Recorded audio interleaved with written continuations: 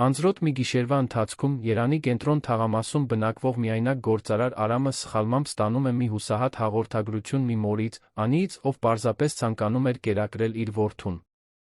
Մղված իրենից ավելի մեծ մի զգացողությամբ, նա որոշում է փնտրել ուղարկողին հայտնվում է մի իրականության առջ, որը երբեք չէր պատկերացրել։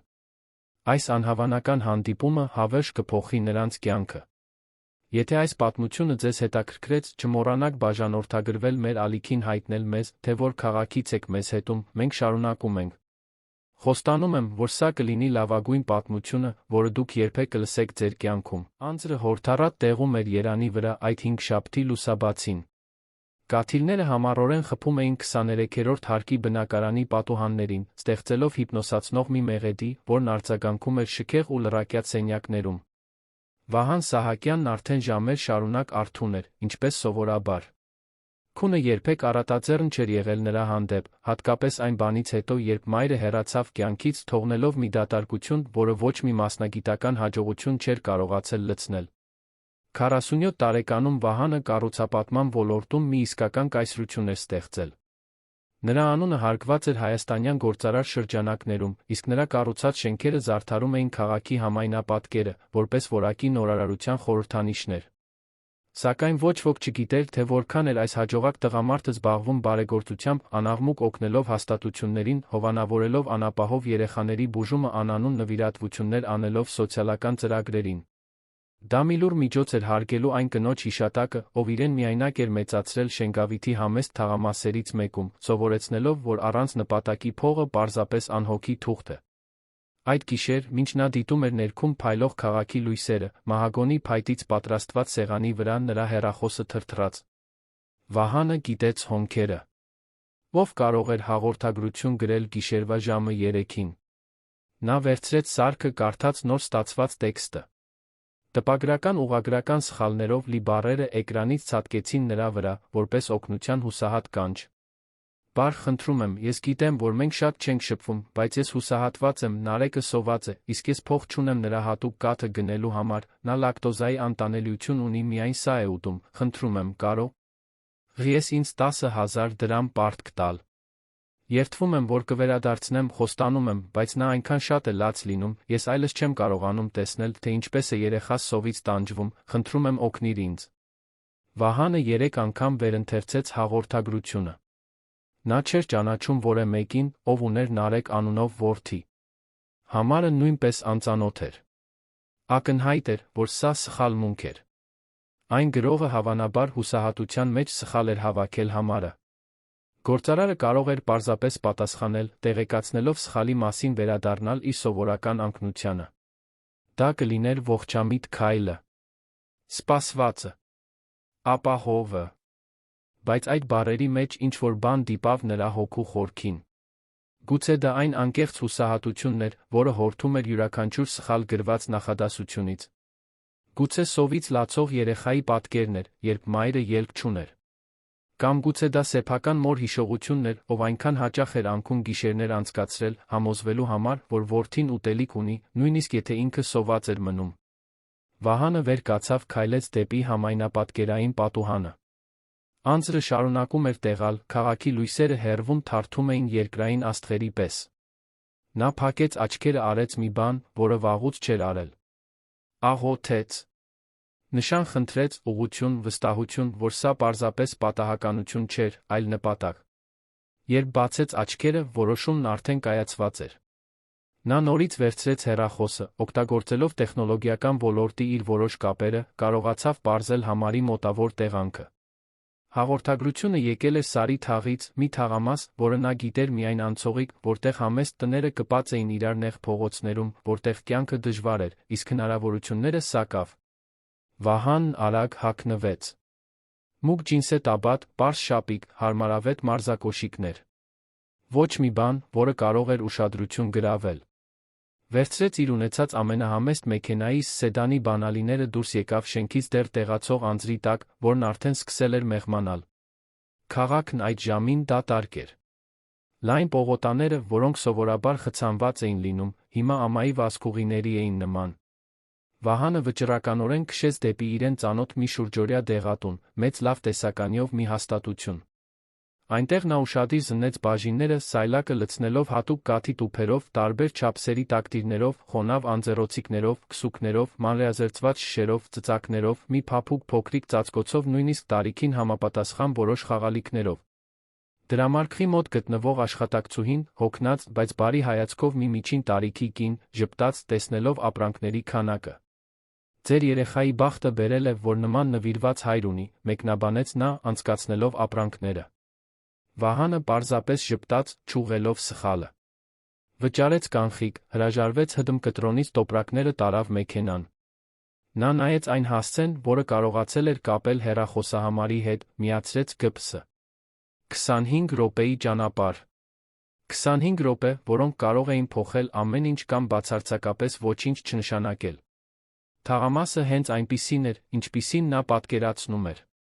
Նեղ փողոցներ, իրար կպած համեստ տներ, ցածր պատեր, պարզ դարպասներ։ Որոշ պատուհաններում դեռ լույս էր վառվում։ Հեռվում շները հաչեցին, երբ նա կայանեց մեքենան փնտրվող տան դիմաց։ Դա մի փոքրիկ տուն էր, գունաթափված կապույտ ներկով, պարզ վանդակաճաղերով, պատուհանով, երկաթյա դարպասով, որն արդեն տեսել էր ավելի լավ օրեր։ Վահանը վերցրեց տոպրակները, քայլեց դեպի դարպասը։ Խորը շունչ քաշեց։ Դեռ ժամանակ կար հետ դառնալու, ծախենթություն համարելու իր կարգավորված ու կանխատեսելի կյանքին վերադառնալու համար։ Բայց բանականությունից ավելի զորեղ մի բան նրան մղում էր առաջ։ Նա սեղմեց զանգը։ Մի քանի րոպե տեց, մինչ տան ներսում լույս վառվեց։ Արագ քայլեր մոտեցան։ Ներսից լսվեց մի երիտասարդ վախեցած կնոջ ձայն։ Այս ո՞ր ժամն է։ Բարի գիշեր։ Ներողություն ուշ ժամի համար։ Ես ստացել եմ ձեր հաղորդագրությունը, ասաց Վահանը, ձայնը պահելով հանգիստ հարգալից։ Լռություն տիրեց։ Հետո դուռը մի փոքր բացվեց, պահպանական շղթան դեռ ամրացված։ Բացվածքից երաց մի երիտասարդ դեմք։ Լայն բացված շագանակագույն աչքեր, անփույթ հավաքված մազեր, շաբաթներով նորմալ չքնած մարդու հոգնած դիմագծեր։ Նա պետք է որ 24-25 տարեկան լիներ։ Գեղեցիկ էր, չնայած հոգնածությանը, որը դրոշմված էր նրա դեմքին։ Ինչ հաղորդագրություն։ Ես ձեզ չեմ ճանաչում, ասաց նա, վախի շփոթմունքի խառնուրդով։ Դուք հաղորդագրություն եք ուղարկել, օգնություն խնդրելով ձեր որդու Նարեկի համար կաթ գնելու հարցում։ Այն սխալմամբ եկել էր իմ հեռախոսին։ Բայց ես եկել եմ օգնելու։ Անուշ Կարապետյանը լիակատար անհավատությամբ նայեց այդ անծանոթ տղամարդուն։ Նա աղոտ հիշում էր, որ գիշերվա հուսահատության մեջ հաղորդագրություն էր ուղարկել, բայց նույնիսկ չէր գիտակցել, որ կարող էր սխալ համար հավաքել։ Նրա հեռախոսը հին էր, կոտրված էկրանը դժվարացնում էր թվերը տեսնելը։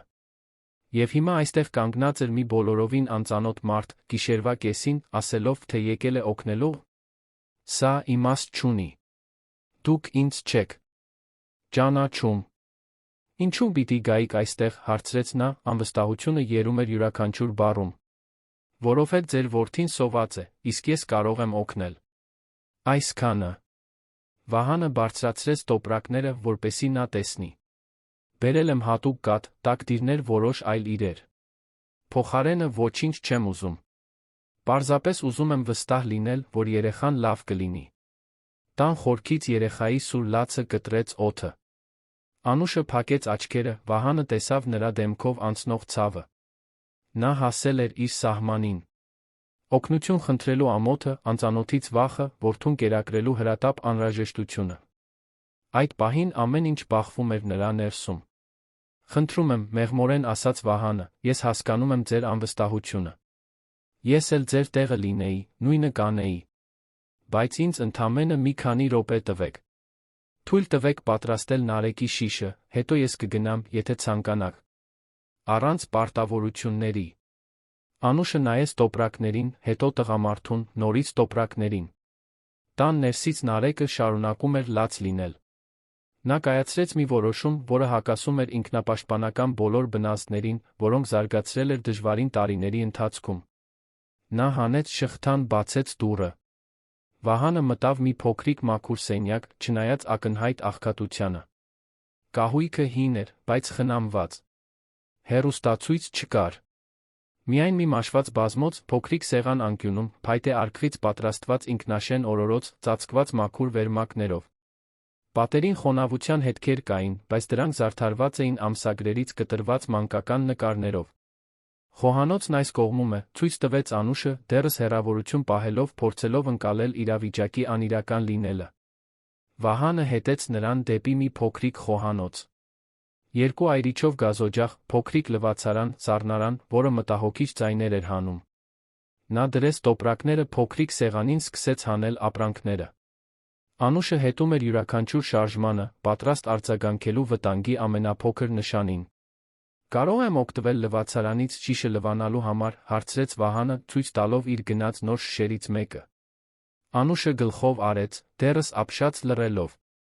Նա զգուշությամբ լված շիշը, բացեց հատուկ կաթի տուփը, կարդաց հրահանգները, պատրաստեց խառնուրդն այնպիսի ճշգրտությամբ, ասես նախկինում արել էր դա մի ուրիշ կյանքում, մի ուրիշ երեխայի համար, ով այդպես էլ չծնվեց մի ամուսնությունից, որն այդպես էլ չկայացավ։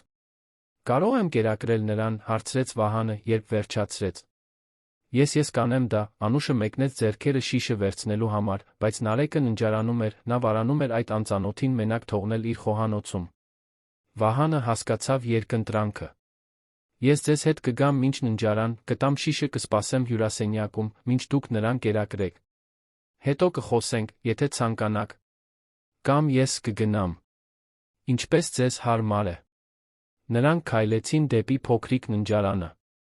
Նարեկն իր ինքնաշեն օրորոցում էր, դեմքը կարմրած էր լացից։ Երբ տեսավ շիշը, նրա փոքրիկ ձեռքերը բնազդաբար մեկնվեցին առաջ։ Անուշը գրկեց որդուն, նստեց նեղ մահճակալի եզրին, որը զբաղեցնում էր սենյակի գրեթե ողջ տարածքը։ Վահանը շիշը դրեց նրա ձեռքերի մեջ, հետ քաշվեց։ Ես հյուրասենյակում կլինեմ, ասաց նա, դուրս գալով դուռը կիսաբաց թողնելով։ Նստած հին բազմոցին, Վահանը լսեց, թե ինչպես է Նարեկի լացը մեղմանում վերջապես դադարում, փոխարինվելով վերջապես կշտացող երեխայի գոհունակ հնչյուններով։ Նա նայեց համեստ տան շուրջը, զգաց, թե ինչպես է ինչ-որ բան շարժվում իր կրծքում։ Սա իրական էր։ Սա միլիոնավոր մարդկանց իրական կյանքն էր։ Ոչ թե թվեր սոցիալական հաշվետվություններում, ոչ թե վիճակագրություն թերթերում։ Սա մի երիտասարդ մայր էր, ով միայնակ պայքարում էր իր որդուն ողջ խնամված պահելու համար, չնայած բոլոր դժվարություններին։ Մի քանի րոպե անց Անուշը դուրս եկավ ննջարանից, գրկում ունենալով քնած Նարեկին։ Նա անսահման նրբությամբ նրան հետ դրեց օրորոցի մեջ, վերադարձավ հյուրասենյակ։ Առաջին անգամ նա նայեց Վահանին մի այլ հայացքով, որը վախ կամ անվստահություն չէր։ Դա երախտագիտություն էր, խառնված շփոթմունքի հետ։ Շնորհակալություն, պարզապես ասաց նա, նստելով բազմոցի մյուս ծայրին, պահպանելով ապահով հեռավորություն։ Խնդրեմ։ Նա ավելի լավ է։ Քնած է։ Ժամեր շարունակ լաց էր լինում։ Այլս չգիտեի, ինչ անել։ Անուշի ձայնը մի փոքր դողաց։ Ես տնային տնտեսուհի եմ աշխատում, բայց այս ամիս գործը քիչ էր։ Փողը հազիվ հերիքեց վարձին կոմունալներին։ Մի քիչ պահել էի նրա կաթի համար, բայց տուփը երեկ վերջացավ, փորձեցի ընկերուհուց սպարտք խնդրել, բայց երի համարը սխալ եմ հավաքել։ Դա սխալմունք չէր, մեղմորեն ասաց Վահանը։ Դա հենց այնպես էր, ինչպես պետք է լիներ։ Անուշը կասկածանքով նայեց նրան։ Դուք ինձ չեք ճանաչում։ Չեք ճանաչում որդուս։ Ինչու պիտի սա անեիք։ Ոչ ոք նման բան չի անում առանց փոխարենը ինչ-որ բան ակնկալելու։ Վահանը հենվեց բազմոցին, նայեց խոնավ առաստաղին։ Մայրս ինձ միայնակ է մեծացրել։ Հայրս մեզ լքել էր, երբ ես 2 տարեկան էի։ Մայրս 3 տեղ էր աշխատում, որպեսզի ինձ ուտելիք, հագուստ, կրթություն տար։ Շատ հաճախ նա սոված էր մնում, որ ես ուտեմ։ Նա ինձ սովորեցրել է, որ երբ կարող ես ինչ-որ մեկին օգնել, օգնիր։ Առանց աղմուկի։ Առանց ճանաչում ակնկալելու։ Պարզապես օգնիր, որովհետև դա ճիշտ է։ Ձեր մայրը հրաշալի կին է եղել, ասաց Անուշը, ձայնը մի փոքր մեղմացնելով։ Այո։ Նա իմ ամեն ինչն էր։ Վահանը լռեց։ Նա մահացավ 3 տարի առաջ։ Քաղցկեղից։ Այնքան արագ եղավ, որ նույնիսկ չհասցրեց շատ տառապել։ Բայց մեծ դատարկություն թողեց։ Ցավում եմ, ասաց Անուշը, նրա ձայնում անկեղծություն կար։ Նրանք մի քանի պահ լռեցին։ Դրսում լուսաբացը սկսում էր բացվել, ազդարարելով նոր օրվա գալուստը։ Վահանը վեր կացավ։ Ես պետք է գնամ։ Բայց մինչ այդ ուզում եմ մի բան հստակեցնել։ Տոպրակների մեջ կա մի քանի շաբաթվա բավարար կաթ, տակտիրներ այլ իրեր։ Օգտագործեք առանց մեղքի զգացման։ Դա պարտք չէ։ Պետք չէ վերադարձնել։ Դա նվեր է Նարեկի համար։ Եվ եթե որևէ այլ բանի կարիք ունենաք, իմ համարն արդեն ձեր հեռախոսում է։ Կարող եք դիմել ինձ։ Անուշը նույնպես վեր կացավ, առաջին անգամ նրա աչքերը լցվեցին արցունքներով։ Չգիտեմ, ինչպես շնորհակալություն հայտնել։ Սա շատ ավելին է, քան ես խնդրել էի։ Ավելին է, քան ես արժանի էի ստանալու։ Դուք արժանի եք այս ամենին ավելիին։ Դուք մայր եք, ով պայքարում է իր երեխայի համար։ Դրանից մեծ արժանիք չկա։ Վահանը քայլեց դեպի դուռը, վերջին անգամ շրջվեց։ Խնամեք ձեզ, Անուշ։ Եվ խնամեք Նարեկին։ Ինչպես իմացաք իմ անունը, հարցրեց նա զարմացած։ Կարողացա պարզել համարի միջոցով։ Ներողություն ներխուժման համար։ Պետք է համոզվեի, որ սա իրական է, ոչ թե խաբեություն։ Անուշը գլխով արեց, հասկանալով։ Վահանը բացեց դուռը, դուրս եկավ փողոց, որն արդեն սկսում էր արթնանալ։ Որոշ հարաններ արդեն բացում էին պատուհանները, սուրճի բույրը սկսում էր լցնել օդը։ Նա նստեց մեքենան, քշեց դեպի իր շքեղ բնակարանը, բայց ողջ ճանապարհին նրա միտքն այդ համեստ տանն էր, այն երեխայի հետ, ով վերջապես կարողացել էր կուշտ փորով քնել, այն երիտասարդ մոր հետ, ով իր ողջ ուժով պայքարում էր որդուն արժանապատիվ կյանք տալու համար։ Հաջորդ օրերին Վահանը չէր կարողանում Անուշին Նարեկին հանել իր մտքից։ Նա աշխատում էր, հանդիպումների մասնակցում, միլիոնավոր դոլարների պայմանագրեր ստորագրում, բայց նրա մի մասը մնացել էր այն գունաթափված կապույտ տանը։ Նա ուզում էր ավելի շատ օգնել, բայց գիտեր, որ պետք է լինել զգույշ նրբանկատ։ Չէր կարող պարզապես ներխուժել այդ կնոջ կյանք պարտադրել իր օգնությունը։ Նա հպարտություն ուներ, արժանապատվություն, Վահանը խորապես հարգում էր դա։ Այսպիսով, նա սկսեց իրեր թողնել նրա դռան մոտ։ Միշտ լուսաբացին, միշտ աննկատ։ Ավելի շատ մանկական ապրանքներ, նոր հագուստներ, Նարեկի տարիքին համապատասխան զարգացնող խաղալիքներ, երբեմն նույնիսկ մրգերով, բանջարեղենով լի տոպրակներ։ Նա երբեք ստորագրված նամակներ չէր թողնում, միայն անանուն ձեռագիր գրություններ։ Նարեկի համար, սիրով, թող նա մեծանա ուժեղ երջանիկ, դուք հրաշալի մայր եք։ Անուշն իր հերթին ավելի ու ավելի էր հետաքրքրվում, խոստովանում էր ինքն իրեն, հուզվում։ Նա գիտեր, թե ով է թողնում այդ նվերները, իհարկե։ Ուրիշ ոչ ոք չէր կարող լինել։ Բայց այդ նրբանկատությունը նրան չցուցադրելու, իրեն բարեգործություն ստացող չզգացնելու ջանքերը խորապես հուզում էին նրան։ Այդ տղամարդն անկեղծ էր։ Եվ դա վախեցնում էր նրան, որովհետև նա դառը փորձով էր սովորել, որ հարուստ տղամարդիկ վտանգավոր են, որ նրանք միշտ փոխարենն ինչ-որ բան են ուզում, որ կյանքում ոչինչ ձրի չէ։ Մի շաբաթ առավոտ Անուշը որոշեց, որ պետք է ավելի շատ բան իմանա այդ առեղծվածային բարերարի մասին։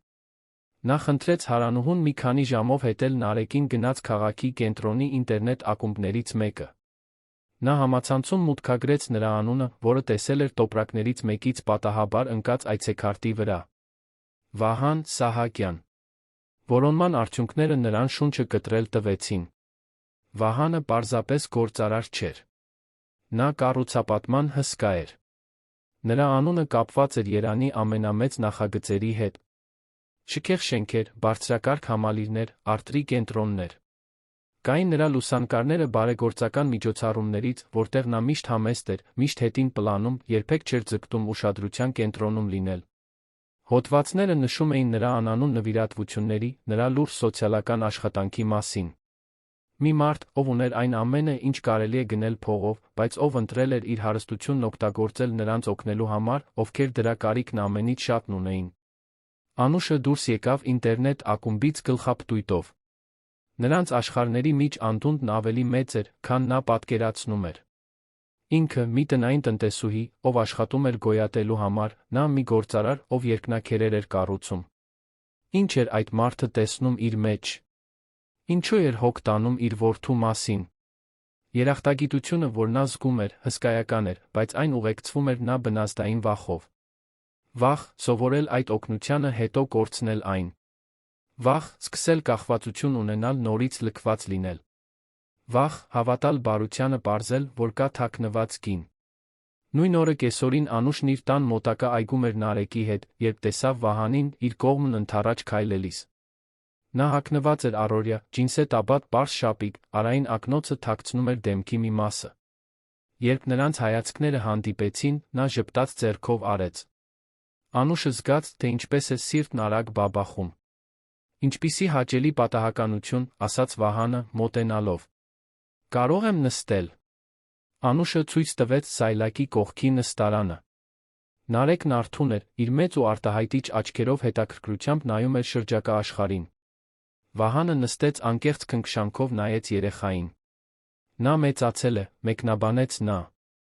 Եվ շատ գեղեցիկ է։ Շնորհակալություն, պատասխանեց Անուշը, ձայնը լարված։ Ես ուզում էի շնորհակալություն հայտնել այն ամենի համար, ինչ դուք արել եք։ Նվերները, ուտելիքը, ամեն ինչ։ Բայց ես պետք է հասկանամ։ Ինչո՞վ։ Վահանը հանեց արային ակնոցը, ուղիղ նայեց նրան։ Նրա աչքերը բարի էին, ազնիվ։ Որովհետ կարող եմ։ Որովհետ երբ տեսա ձեր հաղորդագրությունը, զգացի, որ դա այն է, ինչ պետք է անեմ։ Ուրիշ ոչինչ չկա, Անուշ։ Ես փոխարենը ոչինչ չեմ ուզում։ Ոչ մի թաքնված նպատակ չունեմ։ Պարզապես ուզում եմ օգնել ձեզ Նարեկին ունենալ մի փոքր ավելի հեշտ կյանք։ Բայց դուք ինձ չեք ճանաչում։ Ես կարող էի լինել ցանկացած մեկը։ Կարող էի ստել, կարող էի ձեզ օգտագործել։ Կարող էիք, համաձայնեց Վահանը։ Բայց դուք այդպիսին չեք։ Ես տեսնում եմ ձեր աչքերում այն ձում, որով խնամում եք ձեր որդուն, ձեր անթերի մաքուր տան մեջ, չնայած գրեթե ոչինչ չունենալուն։ Դուք բնավորություն ունեցող մարդ եք։ Իսկ նման մարդիկ արժանի են օգնության։ Անուշը զգաց, որ արցունքները խեղդում են իրեն։ Ես չեմ ուզում սովորել սրան հետո կորցնել։ Չեմ ուզում, որ Նարեկը սովորի, հետո դուք անհետանաք։ Մենք արդեն չափից շատ մարդկանց ենք կորցրել մեր կյանքում։ Նրա հայրը մեղմորեն հարցրեց Վահանը։ Անուշը գլխով արեց, կուլ տալով կոկորդում հավաքված արցունքները։ Երբ իմացավ, որ հղի եմ, անհետացավ։ Ասաց, որ պատրաստ չէ հայր դառնալուն, որ ես պետք է ինքս լուծեմ այդ հարցը։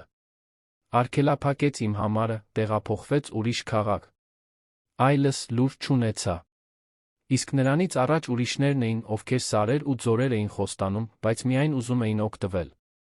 Ես սովորել եմ չվստահել տղամարդկանց խոստումներին, հատկապես փողատեր տղամարդկանց։ Վահանը մի պահ լռեց, մտածելով այդ բառերի շուրջ։ Ես հասկանում եմ ձեր ցավը։ Եվ հասկանում եմ ձեր անվստահությունը։ Ես չեմ խոստանա, որ երբեք չեմ անհետանա, որովհետեւ դատարկ խոստումները ոչինչ չեն նշանակում։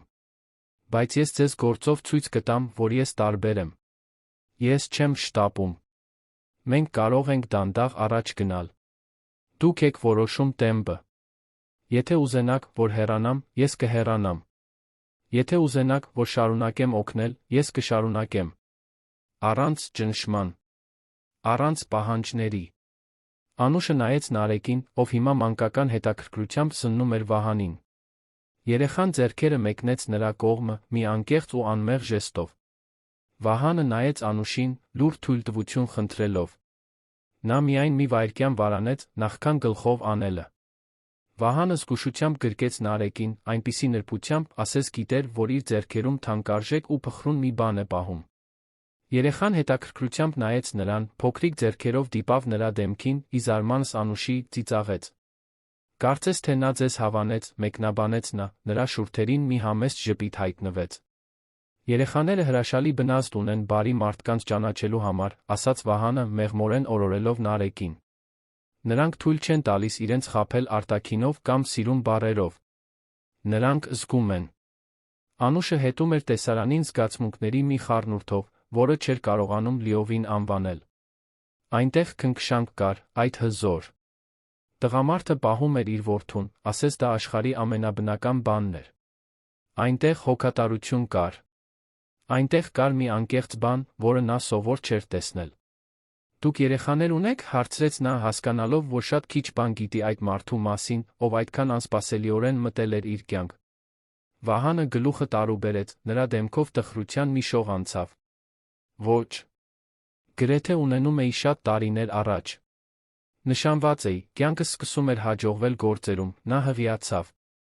Ես երջանկությունից երկնքում էի, ամեն ինչ պլանավորում էի, պատկերացնում էի, թե ինչպիսին կլինի հայր դառնալը։ Բայց երրորդ ամսում բարդություն առաջացավ, նա կորցրեց երեխային։ Դա երկուսիս համար էլ կործանարար էր։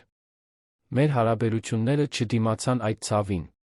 Յուրաքանչյուրս յուրովի տարավ կորուստը, մենք հեռացանք իրարից։ Նա տարիներ անց ամուսնացավ ուրիշի հետ, հիմա երեխաներ ունի, որքանով գիտեմ։ Ես ուրախ եմ նրա համար։ Ինչ վերաբերում է ինձ, ես խորասուզվեցի աշխատանքի մեջ, այլս թույլ չտվեցի որևէ մեկին այդքան մոտենալ ինձ։ Մինչ հիմա մեղմորեն հարցրեց Անուշը։ Վահանը նայեց նրան, հետո Նարեկին ժպտաց։ Մինչ հիմա։ Այգում հանդիպումները դարձան սովորական հաջորդ շաբաթ-կիրակի օրերին։ Անուշը Նարեկը գալիս էին առավոտյան, Վահանը հայտնվում էր, ասես պարզապես զբոսնում էր։ Նրանք խոսում էին ամեն ինչից ոչնչից։ Նա պատմում էր իր աշխատանքային օրերի մասին, այն ընտանիքների մասին, որոնց մոտ աշխատում էր, իր հավաքած զվարճալի տխուր պատմությունների մասին։ Նա կիսվում էր իր աշխատանքի մանրամասներով, մեծ ընկերություն կառավարելու դժվարությունների մասին, այն միայնության մասին, որ զգում էր նույնիսկ շրջապատված լինելով բազմաթիվ աշխատակիցներով, գործընկերներով։ Անուշը սկսեց տեսնել հարստությունից սոցիալական դիրքից այն կողմ։ Նա տեսնում էր մի մարդու, ով մեծացել էր դժվարությունների մեջ, ով գիտեր սովն ու պայքարը, ով չէր մոռացել իր արմատները, չնայած հաջողությանը։ Մի մարդու, ով իր շենքի հավաքարարին վերաբերվում էր նույն հարգանքով, ինչ իր տնօրեններին։ Մի մարդու, ով նախընտրում էր փողոցային ուտելիքը աստղաբաշխական ռեստորանների ընթրիքից։ Վահանն իր հերթին հիանում էր Անուշի ուժով։ Նա ընդամենը 24 տարեկան էր, բայց ուներ դժվարությունների մեջ կոփված հասունություն։ Նա մեծացել էր հավատացյալ ընտանիքում, աշխատավոր ծնողների հետ, ովքեր միշտ շեշտել էին արժանապատվության ազնիվ աշխատանքի կարևորությունը։ Երբ 23 տարեկանում հղիացել էր, նրա պահպանողական ծնողների համար դժվար էր եղել ընդունել, որ նա երեխա կունենա առանց ամուսնության։ Օտարացումը ցավոտ էր եղել, բայց Անուշն ընտրել էր իր որդուն ամեն ինչից վեր։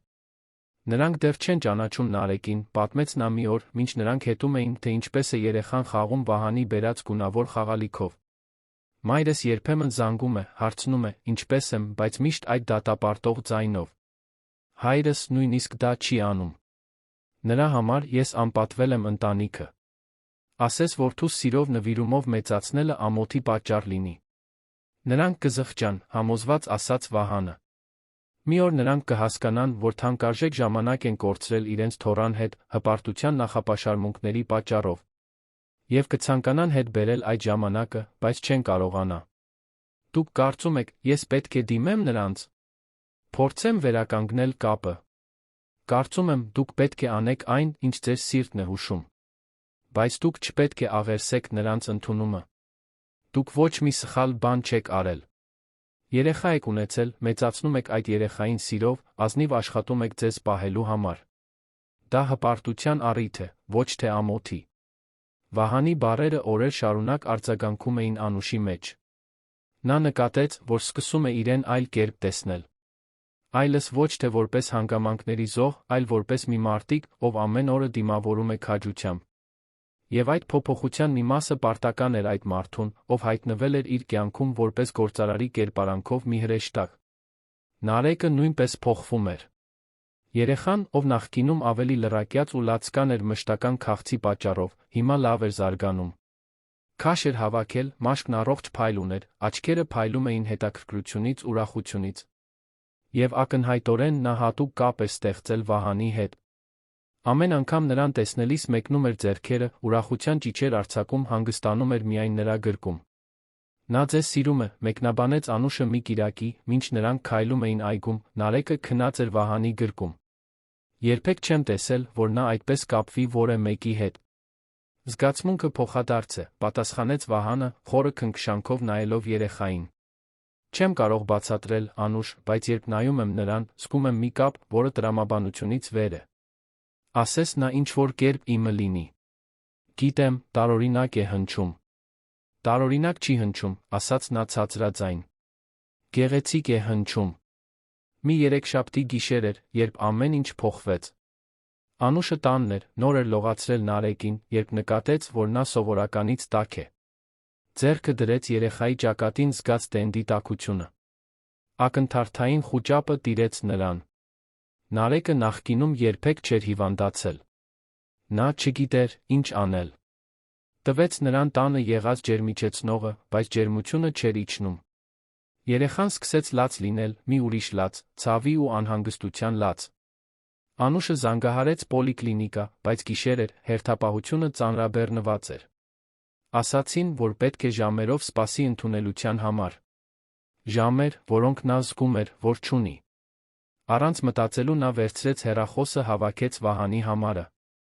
Ձեռքերն այնքան էին դողում, որ քիչ էր մնում վայր գցեր սարքը։ Նա պատասխանեց երկրորդ զանգից։ Անուշ, ամեն ինչ կարգին է։ Վահան, Նարեկը բարձր ջերմություն ունի, ես չգիտեմ ինչ անել, ջերմիչեցնողը չի օգնում, նա շատ է լաց լինում, ես այնքան եմ վախենում։ Բառերը դուրս էին գալիս խառնաշփոթ, արցունքների հետ միասին։ Խորը շունչ քաշիր։ Հիմա գալիս եմ։ Արդեն դուրս եմ գալիս։ 10 րոպեից։ Նրա ձայնը հաստատուն էր, վստահ, հենց այն, ինչ նա պետք է լսեր այդ պահին։ Վահանը հասավ 10 րոպեից էլ քիչ ժամանակում։ Նա մտավ տուն, ուղիղ գնաց այնտեղ, որտեղ Անուշն էր, Նարեկին գրկած։ Երեխան կարմրած էր, թույլ լաց էր լինում, ակնհայտորեն վատ էր զգում։ Վահանը դիպավ նրա ճակատին, կիտեց հոնքերը։ Գնում ենք հիվանդանոց։ Հիմա։ Վերցրու նրա քո շորերը։ Գնացինք։ Բայց պետական հիվանդանոցում ժամեր կտի, իսկ ես մասնավորի համար փող չունեմ, սկսեց Անուշը, բայց Վահանը մեղմորեն ընդհատեց նրան։ Գնում ենք այն մասնավոր մանկաբույժի մոտ, ով բուժում է իմ եղբորորդուն։ Նա հրաշալի մասնագետ է։ Հիմա փողի մասին մի մտածիր։ Կարորը Նարեկի խնամքն է։ Մեքենայի մեջ, մինչ Վահանը հմտորեն վարում էր դեռս բանուկ փողոցներով, Անուշը պահում էր Նարեկին, փորձում հանգստացնել նրան։ Երեխան մեղմ հեկեկում էր, յուրաքանչյուր հնչյուն դանակի պես ծակում էր մոր սիրտը։ Ամեն ինչ լավ կլինի, ասում էր Վահանը, հայացքը հերթով ուղղելով ճանապարհին։ Հետին տեսադաշտի հայելուն, որտեղ տեսնում էր մորն ու որդուն։ Բժիշկ Արմենը լավագույնն է։ Նա կպարզի, ինչն է խնդիրը, կբուժի։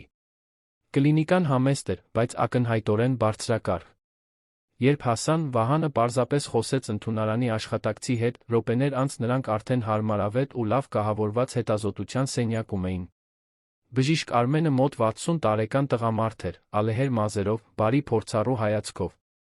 Վահան, ինչքան ժամանակ է չենք տեսնվել, ողջունեց նա գործարարին, բայց արագորեն իր ուշադրությունը կենտրոնացրեց Նարեկի վրա։ Իսկ ո՞վ է այս փոքրիկ մարտիկը։ Նարեկը։ Իմ շատ մտերիմ ընկերուհու որդին։ Բարձր ջերմություն ունի, որը չի իջնում ջերմիչեցնողից։ Բժիշկ Արմենը զգուշությամբ հմտորեն հետազոտեց Նարեկին։ Ստուգեց ջերմությունը, ականջները, կոկորդը, թոքերի լսումը։ Անուշը պատասխանում էր նրա հարցերին ախտանիշների, սննդի պատմության մասին։ Բժիշկը ուշադիր էր, հանգստացնող։ Ականջի բորբոքում է, վերջապես ախտորոշեց նա։ Բավականին տարածված է այս տարիքի երեխաների մոտ։ Հակաբիոտիկ հակաբորբոքային կնշանակեմ։ Ճիշտ բուժման դեպքում 48 ժամից նա արդեն շատ ավելի լավ կլինի։ Բայց պետք է հետել։ Ուզում եմ նրան նորից տեսնել 3 օրից։ Անուշը զգաց, թե ինչպես է թեթությունը ողողում իր մարմինը։ Շնորհակալություն, բժիշկ։ Շատ շնորհակալություն։ Հենց կլինիկայի դեղատնից Վահանը գնեց բոլոր նշանակված դեղերը, որոշ այլ իրեր, որոնք բժիշկն առաջարկեց։ Երբ եկավ խորհրդատվության համար վճարելու պահը, նա արդեն ամեն ինչ լուռ կարգավորել էր։ Անուշը փորձեց առարկել, բայց նա պարզապես օրորեց գլուխը։ Այսօր ոչ, Անուշ։ Թույլ տուր ես հոգամ սա։ Դու արդեն չափից շատ ես անհանգստացած։ Պետք չէ նա փողի մասին մտածել։ Տունդարձի ճանապարհին, երբ Նարեկն արդեն դեղն ընդունել էր, ավելի հանգիստ էր, Անուշը լուռ լաց եղավ ուղղորի նստատեղին։ Դրանք հուսահատության արցունքներ չէին, այլ երախտագիտության, թեթության, մի այնպիսի խորը զգացմունքի, որը նա բառերով չէր կարող նկարագրել։ Շնորհակալություն, ասաց նա, երբ հասան իր տան դիմաց։ Շնորհակալություն զանգիս պատասխանելու համար, ամեն ինչ թողնելու գալու համար, նրա մասին այնպես հոգ տանելու համար, ասես նա ձեր որդին լինի։ Ես սա երբեք չեմ մոռանա։ Վահանը նայեց նրան մի այնպիսի ուշքնությամբ, որ Անուշի սիրտն արագացավ։ Պետք չէ շնորհակալություն հայտնել։ Ես հենց այստեղ էի ուզում լինել։ Չկա մի ուրիշ տեղ, որտեղ ես կնախընտրեի լինել, քան այստեղ ձեզ Նարեկին օգնելիս։ Նա պնդեց ներս մտնել օգնել նրան տալ դեղի առաջին չափաբաժինը։ Մնաց այնքան ժամանակ, մինչ համոզվեց, որ երեխան հարմարավետ է քնած։ Միայն այդ ժամանակ նա պատրաստվեց գնալ։ Ցանկացած բան, ցանկացած փոփոխություն, զանգիր ինձ։ Կապ չունի ժամը։ Ես կգամ, ասաց նա դռան մոտ։ Գիտեմ։ Եվ դա ավելին է նշանակում, քան դու պատկերացնում ես։ Այդ գիշերից հետո նրանց միջ ինչ-որ բան փոխվեց։ Անտեսանելի պատնեշը, որ Անուշը պահում էր, սկսեց փլուզվել։ Նա հասկացավ, որ Վահանը վտանգ չէր, նա մեկը չէր, ով ուզում էր օգտվել իրենից։ Նա մեկն էր, ով անկեղծորեն մտահոգված էր իր որդու բարեկեցությամբ։ Մեկը, ում նա կարող էր վստահել։ Այգում հանդիպումները շարունակվեցին, բայց հիմա դրանք տեղի էին ունենում նա այլ վայրերում։ Վահանը տանում էր Անուշին Նարեկին այնպիսի զբոսանքների, որոնք նա երբեք չէր պատկերացրել։ Մի շաբաթ օր գնացին կենդանաբանական այգի։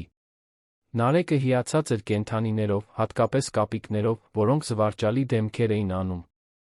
Անուշն այդ օրն ավելի շատ ծիծաղեց, քան տարիների ընթացքում։ Մեկ այլ հանգստյան օր նրանք այցելեցին պատկերասրահ։ Թե Նարեկը դեռ շատ փոքր էր հասկանալու համար, Վահանն ուզում էր, որ նա վաղ տարիքից հարուստ փորձառություններ ունենա։ Սա հիշողություններ ստեղծելու մասին է, բացատրեց նա։ Նույնիսկ եթե նա գիտակցաբար չհիշի, այս փորձառությունները ձևորում են այն մարդուն, ով նա դառնալու է։ Անուշը սկսեց նկատել, որ Վահանին այլ կերպ է տեսնում։ Այլս միայն երախտագիտություն չէր, որ զգում էր։ Դա հիացմունք էր։ Դա համակրանք էր։ Դա մի բան էր, որը նա փորձում էր հերքել, բայց որն աճում էր ամեն հանդիպման, ամեն զրույցի հետ, ամեն անգամ, երբ տեսնում էր այդ հզոր տղամարդուն գետնին ծնկած իր որդու հետ խաղալիս։ Մի կիրակի կեսօր նրանք հաղթանակի զբոսայգում էին։ Նարեկը Վահանի գրկում էր, երկուսով հետում էին լճի բադերին։ Անուշը նրանց դիտում էր մոտակա նստարանից։ Արը մայր էր մտնում, երկինքը ներկելով նարնջագույն վարդագույն երանգներով։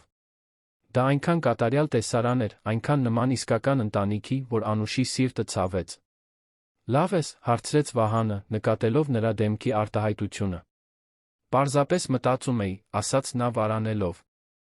Այն մասին, թե ինչպես կյանքը կարող է փոխվել անսպասելի ձևով։ 2 ամիս առաջ ես մենակ էի, հուսահատված, չգիտեի ինչպես եմ կերակրելու որդուս։ Իսկ հիմա քաջալերեց Վահանը։ Իսկ հիմա զգում եմ, որ ինչ-որ մեկն ունեմ, որ այլս մենակ չեմ։ Եվ դա ինձ նույնքան վախեցնում է, որքան ուրախացնում։ Վահանը նստեց նրա կողքին, Նարեկին դեռ գրկած։ Ինչու է քեզ վախեցնում։ Որովհետև վախենում եմ սովորել։ Վախենում եմ սկսել կախված լինել այս երջանկությունից հետո կորցնել այն։ Վախենում եմ մի օր արթնանալ տեսնել, որ դու անհետացել ես, ես ստիպված լինեմ Նարեկին բացատրել, թե ինչու այդ մարդը, ում նա սիրում է հոր պես, այլս չի գալիս մեզ տեսնելու։ Անուշ, նայիր ինձ։ Նա բարձրացրեց աչքերը, հանդիպելով նրա անկեղծ հայացքին։ Ես չեմ անհետանալու։ Սա բարեգործության մասին չէ։ Սա խղճահարության մասին չէ։ Սա այն մասին է, որ դուք երկուս դարձել եք իմ կյանքի անբաժանելի մասը։ Երբ առավոտյան արթնանում եմ, ձեր մասին եմ մտածում։ Օրվա ընթացքում ինձ բռնացնում եմ ժպտալիս, հիշելով Նարեկի արած մի զվարճալի բան կամ քո ասած մի խոսքը։ Գիշերը, քնելուց առաջ, շնորհակալություն եմ հայտնում, որ ստացել եմ այդ սխալ հաղորդագրությունը, որը փոխեց ամեն ինչ։ Դուք լցրել եք մի դատարկություն, որի մասին ես նույնիսկ չգիտեի։ Բայց իսկ եթե չստացվի։ Իսկ եթե դու հասկանաս, որ մենք շատ տարբեր աշխարհներից ենք։ Դու հաջողակ գործարար ես, լինում ես այնպիսի վայրերում, որոնց գոյության մասին ես նույնիսկ չգիտեմ, ճանաչում ես կարևոր մարդկանց։ Ես մի տնային տնտեսուհի եմ, թերի կրթությամբ, ով ապրում է Վարձով տանը, որտեղ առաստաղից կաթում է, երբ անձր է գալիս։ Եվ դու կարծում ես, դա ինձ համար նշանակություն ունի, հարցրեց Վահանը, ձայնը հուզմունքով լի։ Անուշ, ես վերջին 15 տարիներն անցկացրել եմ իմ սոցիալական մակարդակի մարդկանցով շրջապատված։ Թանկարժեք համալսարանների դիպլոմներով, փայլուն կարիերաներով, բրենդային հագուստներով կանայք։ Գիտես, ինչն էր պակասում նրանց բոլորին։ Անկեղծությունը, բնավորությունը, իսկական ուժը։ Դու քո փոքր մատի մեջ ավելի շատ արժեք ունես, քան նրանք բոլորը միասին վերցրած։ Դու միայնակ երեխա ես մեծացնում, քրտնաջան աշխատում ես, պահպանում ես քո արժանապատվությունը նույնիսկ ամենավատ հանգամանքներում։ Դա շատ ավելի տպավորիչ է, քան ցանկացած դիպլոմ կամ բանկային հաշիվ։ Արցունքները հոսում էին Անուշի դեմքով։ Ես չգիտեմ, արդյոք արժանի եմ սրան։ Չգիտեմ, արդյոք արժանի եմ քեզ։ Դու արժանի ես սրան ավելիին։ Եվ ես պատրաստվում եմ կյանքիս մնացած մասն անցկացնել դա քեզ ապացուցելով, եթե թույլ տաս։ Անուշի սիրտն այնքան ուժգին էր բաբախում, որ նա համոզված էր, Վահանը լսում էր այն։ Ինչ ես ուզում ասել։ Ուզում եմ ասել, որ սիրահարվել եմ քեզ։ Չգիտեմ, հենց երբ դա տեղի ունեցավ։ Գուցե հենց այն առաջին գիշերը, երբ տեսա ուժի խոցելիության խառնուրդը քո աչքերում։ Գուցե այգում, երբ դու առաջին անգամ ծիծաղեցիր, աշխարհն ավելի պայծառ թվաց։ Կամ գուցե դա աստիճանաբար եղավ, ամեն օր մի քիչ, մինչ մի օր արթնացա հասկացա, որ դու Նարեկը այն ամենն եք, ինչ ես ուզում եմ։ Ես հիմա ոչինչ չեմ խնդրում։ Պարզապես անկեղծ եմ իմ զգացմունքների հարցում։ Անուշը մնացել էր անխոս։ Նրա մի մասն ուզում էր փախչել, պաշտպանել իր սիրտը, խուսափել նորից վիրավորվելու հնարավորությունից։ Բայց մի ավելի մեծ մասը, մի մասը, որը հոգնել էր վախենալուց, ուզում էր տրվել այդ զգացմունքին, հավատալ, որ իսկական սիրո պատմությունները կարող են պատահել իրական կյանքում, ոչ միայն ֆիլմերում։ Ես էլ եմ սիրահարվում քեզ, վերջապես խոստովանեց նա, ձայնը դողալով։ Եվ դա ինձ սարսափեցնում է, որովհետև նախկինում վիրավորվել եմ, հավատացել եմ խոստումների, որոնք չեն կատարվել։ Բայց երբ քեզ հետ եմ, երբ տեսնում եմ, ինչպես ես վերաբերվում որդուս, ինչպես ես վերաբերվում ինձ, ուզում եմ հավատալ, որ դա հնարավոր է։ Ուզում եմ հավատալ մեզ։ Վահանը բռնեց նրա ձեռքը, միահյուսելով մատները։ Նարեկը, ասես զգալով պահի կարողությունը, նայեց երկուսին ծիծաղեց, ծափ տալով։ Նրանք ծիծաղեցին, լարվածությունը ցնդեց։ Մենք կարող ենք դանդաղ առաջ գնալ, առաջարկեց Վահանը։ Առանց շտապելու։ Միասին կառուցելով սա մեր տեմպով։ Ինչ կասես։ Կարծում եմ, այո։ Կարծում եմ, ուզում եմ փորձել։ Հաջորդ շաբաթների ընթացքում նրանց հարաբերությունները ծաղկեցին բնական գեղեցիկ ձով։ Վահանը շարունակում էր լինել հարգալից, երբեք չճնշելով, միշտ թույլ տալով Անուշին սահմանել սահմանները։ Նա հասկանում էր, որ նրան ժամանակ է պետք լիովին վստահելու համար, հավատալու համար, որ սա իրական է տական։ Նա տանում էր նրան ընթրիքների այնպիսի համեստ վայրերում, որտեղ նա իրեն հարմարավետ էր զգում։ Պիցցերիաներ, թաղային փոքրիկ սրճարաններ։ Վայրեր, որտեղ նրանք կարող էին զրուցել առանց չափազանց պաշտոնական միջավայրի ճնշման։ Նա աստիճանաբար սկսեց ավելի շատ բացվել, պատմելով իր երազանքների, վախերի, Նարեկի ապագայի հանդեպ իր հույսերի մասին։ Ուզում եմ, որ նա սովորի, ասում էր նա մի գիշեր, երբ նրանք կիսում էին մի պիցցա համեստ ռեստորանում։ Ուզում եմ, որ նա ունենա բոլոր այն հնարավորությունները, որոնք ես չեմ ունեցել։ Ուզում եմ, որ նա ընտրի այն, ինչ ուզում է դառնալ, ոչ թե կարիքից դրդված, այլ կրքով։ Նա կունենա այդ ամենը, հավաստիացրեց Վահանը։ Ես անձամբ կերաշխավորեմ դա։ Դա քո պատասխանատվությունը չէ, առարկեց Անուշը, դեռս պայքարելով օգնություն մերժելու իր սովորության դեմ։ Իսկ եթե ես ուզում եմ, որ լինի։ Իսկ եթե ես ուզում եմ նրա կյանքի մասը լինել բոլոր հնարավոր ձերով։ Անուշը նայեց նրան, սիրտն արագացավ։ Ինչ ես առաջարկում։ Առաջարկում եմ, որ գուցե ժամանակն է դադարել ծածնել, թե սա ժամանակավոր է։ Առաջարկում եմ ընդունել, որ այն, ինչ մենք ունենք, հատուկ է, իրական է, արժանի է լուրջ վերաբերմունքի։ Վահան։ Պետք չէ հիմա պատասխանել։ Պարզապես մտածիր ասածիս մասին։ Մտածիր միասին մշտական մի բան կառուցելու հնարավորության մասին։ Դու, ես Նարեկը։ Մի իսկական ընտանիք։ Ընտանիք բառը օրեր շարունակ արձագանքում էր Անուշի մտքում։ Դա այն ամենն էր, ինչ նա միշտ ուզել էր իր որդու համար։ Կայուն, սիրող, ներկա ընտանիք։ Մեկը, ով կլիներ հայրական կերպար, ով կսովորեցներ տղամարդկային բաներ, ով ներկա կլիներ բոլոր կարոր պահերին։ Եվ Վահանն արդեն այդպիսին էր։ Նա արդեն Նարեկին վերաբերվում էր որպես որդու։ Նա արդեն ներկա էր երեխայի զարգացման բոլոր փուլերում։ Մի առավոտ Անուշն արթնացավ բացարձակ հստակությամբ։ Վերցրեց հեռախոսը, զանգահարեց Վահանին։ «Բարի առավոտ», պատասխանեց նա, ձայնը դեռ քնից մի փոքր խռպոտ։ «Ուզում եմ փորձել», ասաց նա առանց ավելորդությունների։ «Ուզում եմ քեզ հետ ընտանիք կառուցել։ Ուզում եմ, որ մենք լինենք իրական, պաշտոնական, ճշմարիտ։ Չգիտեմ ինչպես է լինելու, չգիտեմ բոլոր քայլերը, բայց գիտեմ, որ ուզում եմ փորձել։ Քեզ հետ»։ Լռությունը գծի մյուս ծայրում տեց ընդամենը մի քանի վայրկյան, բայց թվաց հավերժություն։ Հետո Վահանը պատասխանեց, ձայնը հուզմունքից դողալով. «Դու հենց նոր ինձ դարձրիր աշխարհի ամենաերջանիկ մարդը»։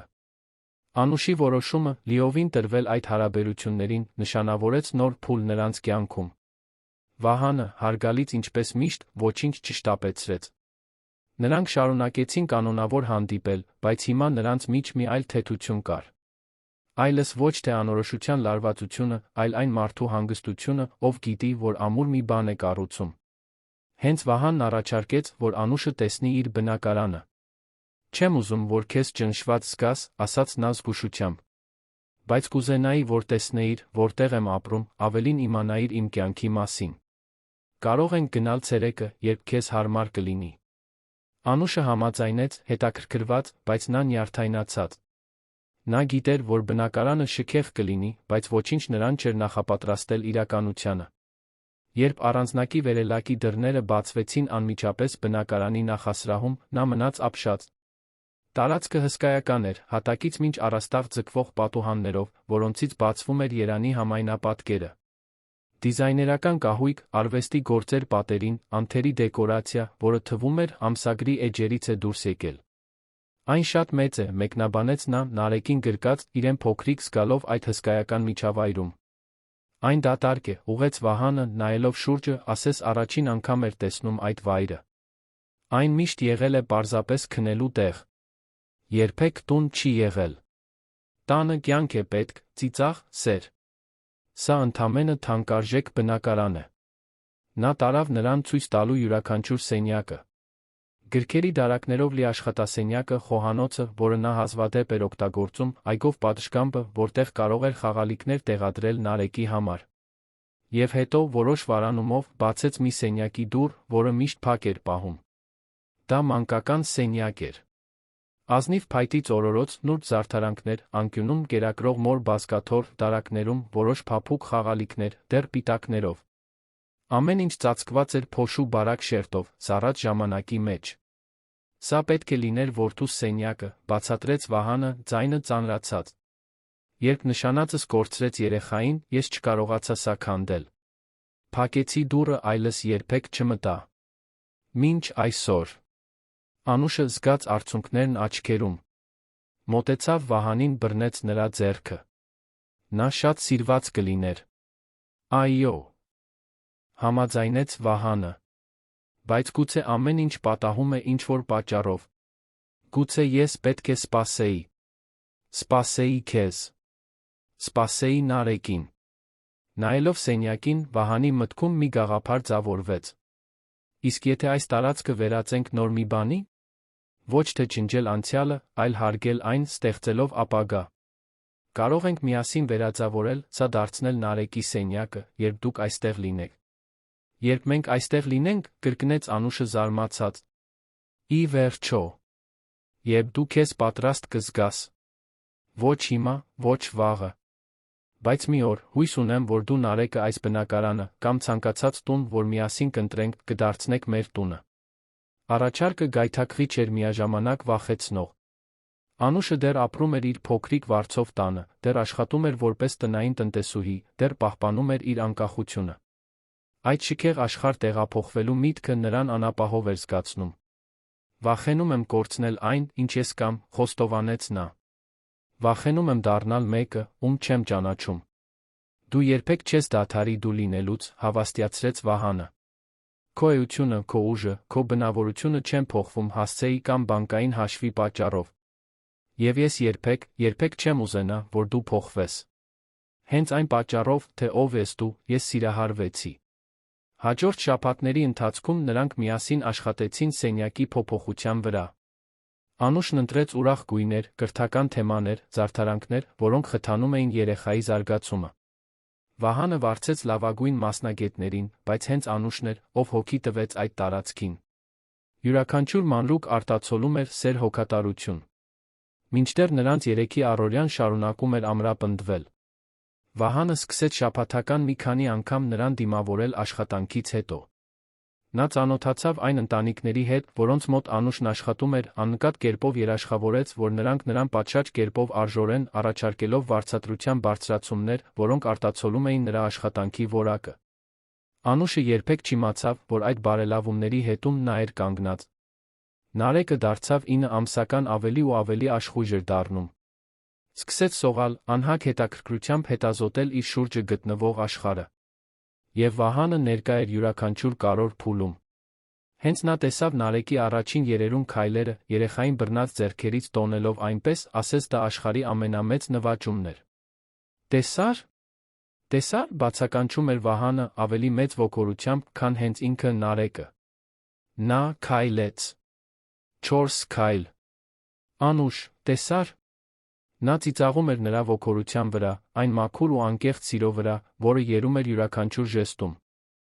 Անհնար էր հերքել, որ Վահանը սիրում էր Նարեկին այնպես, ինչպես հայրն է սիրում որդուն։ Եվ Նարեկը պատասխանում էր նույն ուշքնությամբ, Վահանին անվանելով Վա իր մանկական փորձով արտասանելու անունը։ Մի շաբաթ երեկո էր, Անուշի տանը համեստ ընթրիքի ժամանակ, երբ Վահանը բարձրացրեց մի նուրբ հարց։ Պետք է խոսենք Նարեկի ապագայի մասին, սկսեց նա, զգուշությամբ ընտրելով բառերը։ Մասնավորապես, նրա իրավական կարգավիճակի մասին։ Անուշը լարվեց։ Ինչ նկատի ունես։ Հոր անունը ծննդյան վկայականում նշված չէ, այնպես չէ։ Ոչ, նշված չէ։ Նա անհետացավ մինչ Նարեկի ծնվելը։ Երբեք հայր դառնալու հետաքրքրություն չի ցուցաբերել։ Եվ դա քեզ անհանգստացնում է։ Նրա ապագայի համար։ Իհարկե անհանգստացնում է։ Նարեկը կմեծանա հարցեր կտա։ Կուզենա իմանալ, ով է հայրը, ինչու նա ներկա չէ։ Եվ ես չգիտեմ, ինչպես եմ բացատրելու, որ հայրը պարզապես չի ուզեցել իմանալ նրա գոյության մասին։ Վահանը խորը շունչ քաշեց, պատրաստվելով ասել այն, ինչ մտադրվել էր։ Իսկ եթե նա ունենար ներկա հայր։ Մեկը, ով սիրում է նրան, ով ամեն օր այստեղ է, ով ուզում է նրա կյանքի յուրաքանչյուր պահի մասնակիցը լինել։ Մեկը, ով ուզում է պաշտոնապես ստանձնել այդ պատասխանատվությունը։ Անուշը նայեց նրան, սիրտը սկսեց արագ բաբախել։ Վահան, ինչ ես ուզում ասել։ Ուզում եմ ասել, որ ուզում եմ որդեգրել Նարեկին։ Ուզում եմ օրինականորեն լինել նրա հայրը։ Ուզում եմ, որ նա ունենա իմ ազգանունը, իմ իրավունքները, իմ լիակատար պաշտպանությունը։ Ոչ միայն որպես ոչ պաշտոնական հայրական կերպար, այլ որպես հայր, փաստացի իրավականորեն։ Արցունքներն ազատորեն հոսեցին Անուշի դեմքով։ Դու վստահ ես։ Դա հսկայական պատասխանատվություն է։ Դա հավերժության համար է։ Բացարձակապես վստահ եմ։ Անուշ, ես արդեն սիրում եմ այս տղային այնպես, ասես նա իմ հարազատ որդին լինի։ Ես արդեն նրան համարում եմ իմ որդին։ Արդեն պլանավորում եմ իմ ապագան, նրան ներառելով յուրաքանչյուր քայլում։ Միակ բանը, որ պակասում է, պաշտոնական թուղթն է։ Եվ ես ուզում եմ այդ թուղթը։ Ուզում եմ անհրաժեշտության դեպքում բժշկական որոշումներ կայացնել, ուզում եմ կարողանալ նրան դպրոց ընդունել, ուզում եմ, որ նա առանց կասկածի իմանա, որ հայր ունի, ով ընտրել է իրեն, ով ուզել է իրեն, ով պայքարել է իր կյանքի մասը լինելու համար։ Բայց իսկ ինչ վերաբերում է մեզ։ Իսկ եթե մի օր մեր միջ չստացվի։ Դու դեռ կուզենայիր այդ պատասխանատվությունը։ Վահանը ամուր բռնեց նրա ձեռքերը։ Անուշ, պետք է քեզ կարևոր բան ասեմ։ Իմ հարաբերությունները Նարեկի հետ կախված չեն քեզ հետ իմ հարաբերություններից։ Իհարկե, ես հույս ունեմ իմ ողջ սրտով, որ մենք հավերժ միասին կլինենք։ Բայց եթե ինչ-որ պատճառով, որը ես չեմ կարող պատկերացնել, մենք չմնանք միասին, ես դեռ կուզենամ լինել Նարեկի հայրը։ Դեռ կուզենամ նրա կյանքի մասը լինել։ Այս հանձնառությունը նրա հանդեպ է, անկախ որևէ այլ բանից։ Այս հայտարարությունը խորապես հուզեց Անուշին։ Դա երեխայի միջոցով նրան տիրելու մասին չէր։ Դա այդ երեխային անկեղծորեն սիրելու մասին էր, անկախ հանգամանքներից։ Ես պետք է մտածեմ, ասաց նա, դեռս փորձելով ընկալել այդ ամենը։ Ոչ թե այն պատճառով, որ քեզ չեմ վստահում, այլ որովհետև սա հսկայական քայլ է։ Դա որդուս կյանքը իրավականորեն փոխելն է։ Պետք է վստահ լինեմ, որ դա լավագույնն է նրա համար։ Լիովին հասկանում եմ։ Հանգիստ մտածիր։ Ես չեմ շտապում։ Առաջարկը ժամկետ չունի։ Անուշը հաջորդ օրերն անցկացրեց մտորումների մեջ։ Խոսեց մի քանի մտերիմ ընկերուհիների հետ, Հարանուհու հետ, ով երբեմն հետում էր Նարեկին, նույնիսկ իր դպրոցական տարիների ուսուցչուհու հետ։ Բոլորն ասացին նույն բանը. Նարեկի բախտը բերել է։ Նա ուներ մի հրաշալի տղամարդ, ով ուզում էր լինել իր հայրը։ Մի մարդ, ով ոչ միայն միջոցներ ուներ նրան հարմարավետ կյանք ապահովելու համար, այլ ով անկեղծորեն սիրում էր նրան։ Որոշումը բյուրեղացավ մի կեսօր, երբ Անուշն այգում էր Նարեկի հետ։ Երեխան տեսավ մի տղամարդու, ով գնդակ էր խաղում ավելի մեծ երեխայի հետ, ոգորված ցույց տվեց ձեռքով։ Վա! Վա, բացականչեց նա ցանկացած բարձրահասակ տղամարդու շփոթելով իրեն ծանոթ հայրական կերպարի հետ։ Այդ պահին Անուշը հասկացավ։ Նարեկն արդեն տեսնում էր Վահանին որպես հայր։ Եվ նրանից այդ հարաբերությունների պաշտոնականացումը զրկելը կնշանակեր զրկել իր որդուն այն ապահովությունից սիրուց, որին նա արժանի էր։ Այդ գիշեր նա զանգահարեց Վահանին։ Ուզում եմ, որ դու որդեգրես Նարեկին։ Ուզում եմ, որ պաշտոնապես նրա հայրը լինես։ Նա արդեն քեզ սիրում է որպես հայր։ Դու արդեն նրան սիրում ես որպես որդի։ Եկեք սա պաշտոնականացնենք։ Վահանի ձայնի մեջ ուրախությունն ակնհայտ էր։ Դու վստահ ես։ Բացարձակապես։ Բացարձակապես։ Եկեք սկսենք գործընթացը։ Հաջորդ ամիսները լցված էին թղթաբանությամբ, սոցիալական աշխատողների հետ հարցազրույցներով, տնային այցելություններով։ Որդեգրման գործընթացը բարդ էր, բայց Վահանը վարձեց լավագույն փաստաբաններին, համոզվելու համար, որ ամեն ինչ ճիշտ է արվում։ Ողջ գործընթացի ընթացքում բոլոր ներգրավվածների համար պարզ դարձավ, որ սա հատուկ դեպք է։ Մի տղամարդ, ով անկեղծորեն ուզում էր հայր լինել, մի մայր, ով լիովին աջակցում էր որոշմանը, մի երեխա, ով ակնհայտորեն խորը կապ ուներ ապագա որդեգրող հոր հետ։ Հենց այդ ժամանակահատվածում էր, որ Վահանը հասկացավ, մի կարևոր մասնիկ պակասում էր փազլում։ Նա Անուշը ընտանիք էին կառուցում, բայց պաշտոնապես միասին չէին։ Նա սիրում էր նրան իր ողջ էությամբ։ Ուզում էր կյանքի մնացած մասն անցկացնել նրա կողքին։ Եվ ուզում էր դա անել ճիշտ ձով, ավանդական, այն ողջ հանձնառությամբ, լրջությամբ, որին նա արժանի էր։ Նա սկսեց գաղտնի պլանավորել։ Խոսեց ոսկերիչների հետ, ընտրեց իր գտած ամենագեղեցիկ մատանին։ Ոչ թե ամենաթանկը, այլ ամենաիմաստալիցը։ Սպիտակ ոսկուց մի մատանի համեստ ադամանդով, նուրբ, կատարյալ այն գործնական առանց ցուցադրականության կնոջ համար, ինչպիսին Անուշն էր։ Նա զգուշությամբ պլանավորեց պահը։ Չէր ուզում որը ճոխ կամ հանրային բան, որը նրան անհարմար վիճակի մեջ գտներ։ Ուզում էր մի մտերիմ, հատուկ, իմաստով լի պահ։ Նա ընտրեց այն այգին, որտեղ նրանք առաջին անգամ հանդիպեցին այդ անձրոտ լուսաբացից հետո։ Այնտեղ, որտեղ կառուցեցին իրենց հարաբերությունների հիմքերը։ Այնտեղ, որտեղ Նարեկն արեց իր առաջին քայլերը։ Այնտեղ, որտեղ տեղի ունեցան այդքան շատ կարևոր զրույցներ։ Մի շաբաթ կեսօր նա Անուշին հրավիրեց պիկնիկի։ Նրան դա տարօրինակ թվաց, քանի որ նախկինում երբեք նման բան չէին արել, բայց նա հետաքրքրված համաձայնեց։ Վահանն ամեն ինչ անձամբ էր պատրաստել։ Մի զամբյուղ, լի ուտեստներով, որոնք նա գիտեր, որ Անուշը սիրում էր։ Թարմ թխվածքներ, մրգեր, բնական հյութեր։ Մի սփռոց, խոտերի վրա փռելու համար։ Որոշ խաղալիքներ Նարեկի համար։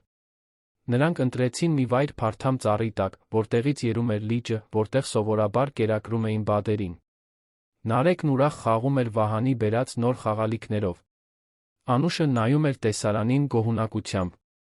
Սա կատարյալ է, մեկնաբանեց նա։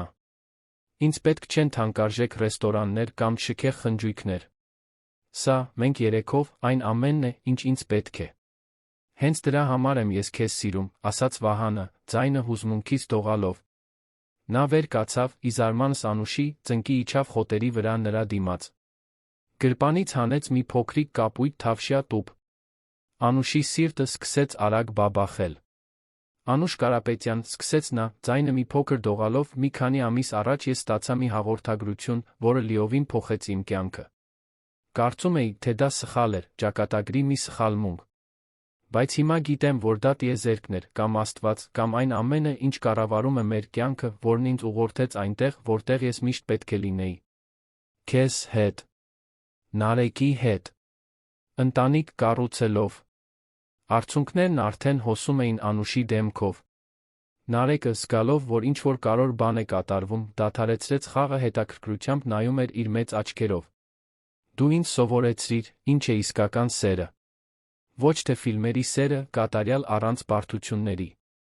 այլ իրական սերը, որը կառուցվում է օրեցօր, որը հաղթահարում է վախերն ու անապահովությունը, որն ընտրում է մնալ նույնիսկ այն ժամանակ, երբ ավելի հեշտ կլիներ հեռանալը։ Դու ինձ ցույց տվեցիր, որ հարստությունը կապ չունի փողի հետ, որ մարդը կարող է ունենալ ամեն ինչ, չունենալ ոչինչ, կամ չունենալ ոչինչ, ունենալ ամեն ինչ։ Եվ դու, քո ուժով, քո արժանապատվությամբ, քո անվերապահ սիրով որդուդ հանդեպ, դու ունես այն ամենը, ինչն իրականում կարևոր է։ Վահանը բացեց տուփը, ցուցադրելով նուրբ մատանին, որը փայլում էր կեսօրվա լույսի տակ։ Ամուսնացիր ինձ հետ, Անուշ։ Թույլ տուր ինձ լինել ոչ միայն Նարեկի հայրը իրավականորեն, այլ քո ամուսինը պաշտոնապես։ Թույլ տուր մեզ կառուցել մի իսկական ընտանիք, պարտավորություններով, ուխտերով։ Չեմ խոստանում կատարյալ կյանք, որովհետև կատարելություն գոյություն չունի։ Բայց խոստանում եմ լինել քո կողքին բոլոր պահերին, լավ ու վատ։ Խոստանում եմ հարգել քեզ, պատվել քեզ, սիրել քեզ Նարեկին կյանքիս բոլոր օրերում։ Ամուսնացիր ինձ հետ։ Անուշն այնքան էր լաց լինում, որ հազիվ էր կարողանում խոսել։ Նրա ձեռքերը դողում էին։ Սիրտն այնքան ուժգին էր բաբախում, որ ցավում էր։ Նա նայեց Վահանին, մատանին, Նարեկին, ով հետաքրքրությամբ հետում էր տեսարանին, հետո նորից Վահանին։ Այո, վերջապես կարողացավ ասել նա։ Այո, ես կամուսնանամ քեզ հետ։ 1000 անգամ այո։ Վահանը մատանին անցկացրեց նրա մատին։ Այն կատարյալ նստեց, ասես հատուկ նրա համար պատրաստված լիներ, ինչն էլ իրականում այդպես էր։ Նա վեր կացավ, ամուր գրկեց նրան։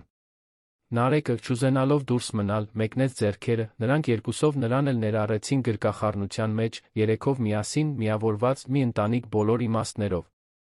Վա! Մամա, թոթովեց Նարեկը, ծափ տալով, ասես հասկանում էր այդ պահի կարևորությունը։ Հենց այդպես, տղաս, ասաց Վահանը, նրան գրկելով։ Հիմա մենք իսկական ընտանիք ենք։ Հայրիկը, մայրիկը դու։ Հայրիկ-մայրիկ բառերն այնքան բնական հնչեցին, այնքան ճիշտ, որ Անուշը զգաց, թե ինչպես է խորը խաղաղությունը լցնում իր սիրտը։ Առաջին անգամ երկար ժամանակ անց նա զգաց, որ հենց այնտեղ է, որտեղ պետք է լինի։ Հաջորդ օրերին սկսվեցին հարսանիքի պատրաստությունները։ Անուշն ուզում էր մի պարզ, մտերիմ բան։ Չէր ուզում ցուցադրականություն կամ շքեղություն։ Վահանը լիովին համաձայնեց։ Ի վերջո, կարևորը ոչ թե միջոցառման մեծությունն էր, այլ այն հանձնառության իմաստը, որը նրանք ստանձնում էին։ Նրանք որոշեցին արարողությունն անցկացնել մի փոքրիկ մատուռում, որտեղ Անուշը երբեմն գնում էր, այն թաղամասում, որտեղ ապրում էր։ Դա մի համեստ վայր էր, պարզ փայտե նստարաններով, պարզ զարդարանքով, բայց այնտեղ նա իրեն տանն էր զգում, այնտեղ իրեն մոտ էր զգում Աստծուն։ Հյուրերի ցուցակը փոքր էր։ Վահանի մի քանի մտերիմ գործընկերներ, Անուշի ընկերուհիները, Հարանուհին, ով խնամում էր Նարեկին, բժիշկ Արմենը նրա կինը։ Եվ երկար վարանումներից հետո Անուշը որոշեց հրավիրել իր ծնողներին։ Կարող է պատահել, նրանք չգան, ասաց նա Վահանին, ձայնի մեջ հին ցավով։ Կարող է պատահել, մերժեն։ Բայց ես պետք է փորձեմ։ Պետք է նրանց հնարավորություն տամ ճանաչելու իրենց թոռանը, տեսնելու, որ ես լավ, արժանապատիվ կյանք եմ ստեղծել։ Ինչպիսին էլ լինի նրանց որոշումը, ես քո կողքին կլինեմ, հավաստիացրեց Վահանը։ Հրավիրատոմսն ուղարկվեց։ Մի շաբաթ անցավ։ Լռության մեջ։ Անուշն արդեն հույսը կտրել էր պատասխան ստանալուց, երբ մի օր կեսօրին նրա հեռախոսը զանգեց։ Մայրն էր։ Անուշ։ Տարեց կնոջ ձայնը այլ կերպ էր հնչում, պակաս խիստ, ավելի մեղմ։ Մայրիկ։ Ստացանք հրավիրատոմսը։ Հայրդ ես շատ խոսեցինք։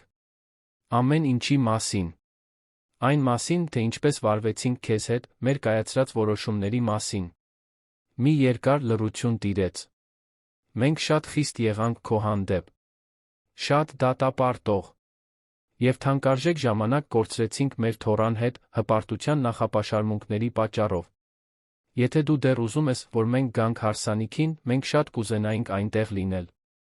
Եվ ճանաչել Նարեկին։ Եվ այդ տղամարդուն, ով դառնալու է մեր փեսան։ Անուշն այնքան ամուր բռնեց հեռախոսը, որ մատները սպիտակեցին։ Ես շատ կուզենայի, որ դուք գայիք։ Շատ։ Ուրեմն մենք այնտեղ կլինենք։ Եվ Անուշ ներիր ինձ։ Ամեն ինչի համար։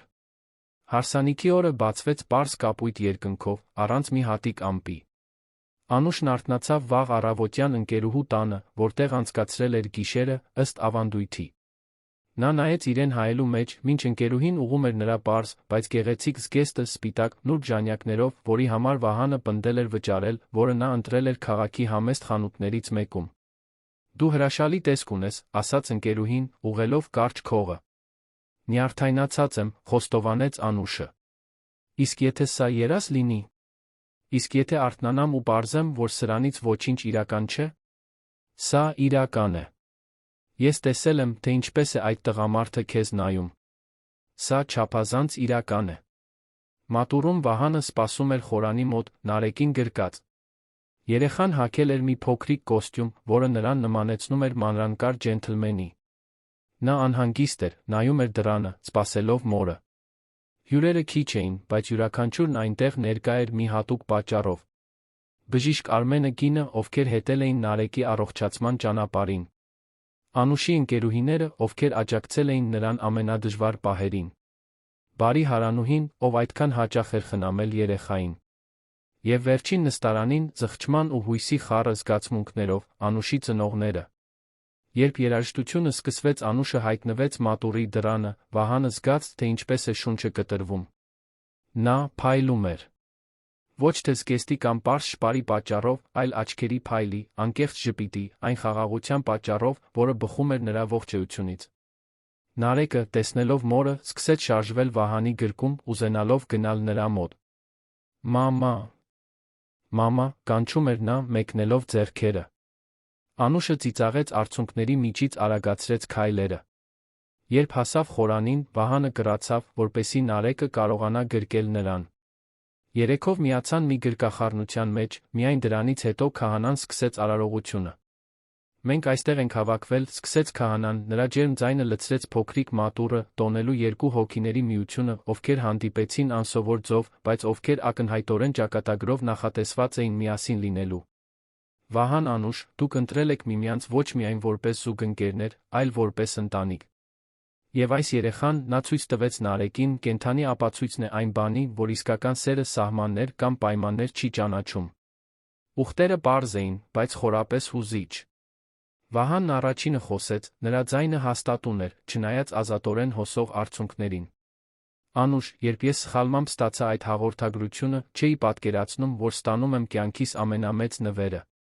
Դու ինձ սովորեցրիր, որ տունը վայր չէ, այլ մարդիկ։ Որ հարստությունը այն չէ, ինչ ունենք բանկում, այլ այն, ինչ ունենք սրտում։ Խոստանում եմ սիրել քեզ Նարեկին կյանքիս բոլոր օրերում։ Լավ օրերին, դժվար օրերին։ Առողջության հիվանդության մեջ։ Հարստության աղքատության մեջ, թե վերջին մասը այնքան էլ հավանական չէ, կատակեց նա, ծիծաղ առաջացնելով ներկաների մոտ։ Խոստանում եմ լինել այն ամուսինը, որին դու արժանի ես, այն հայրը, որին Նարեկն է արժանի։ Այսօր հավերժ։ Անուշը սրբեց արցունքները նախքան խոսել սկսելը, բայց նորերը եկան նույնիսկ նախքան նա բերանը կբացեր։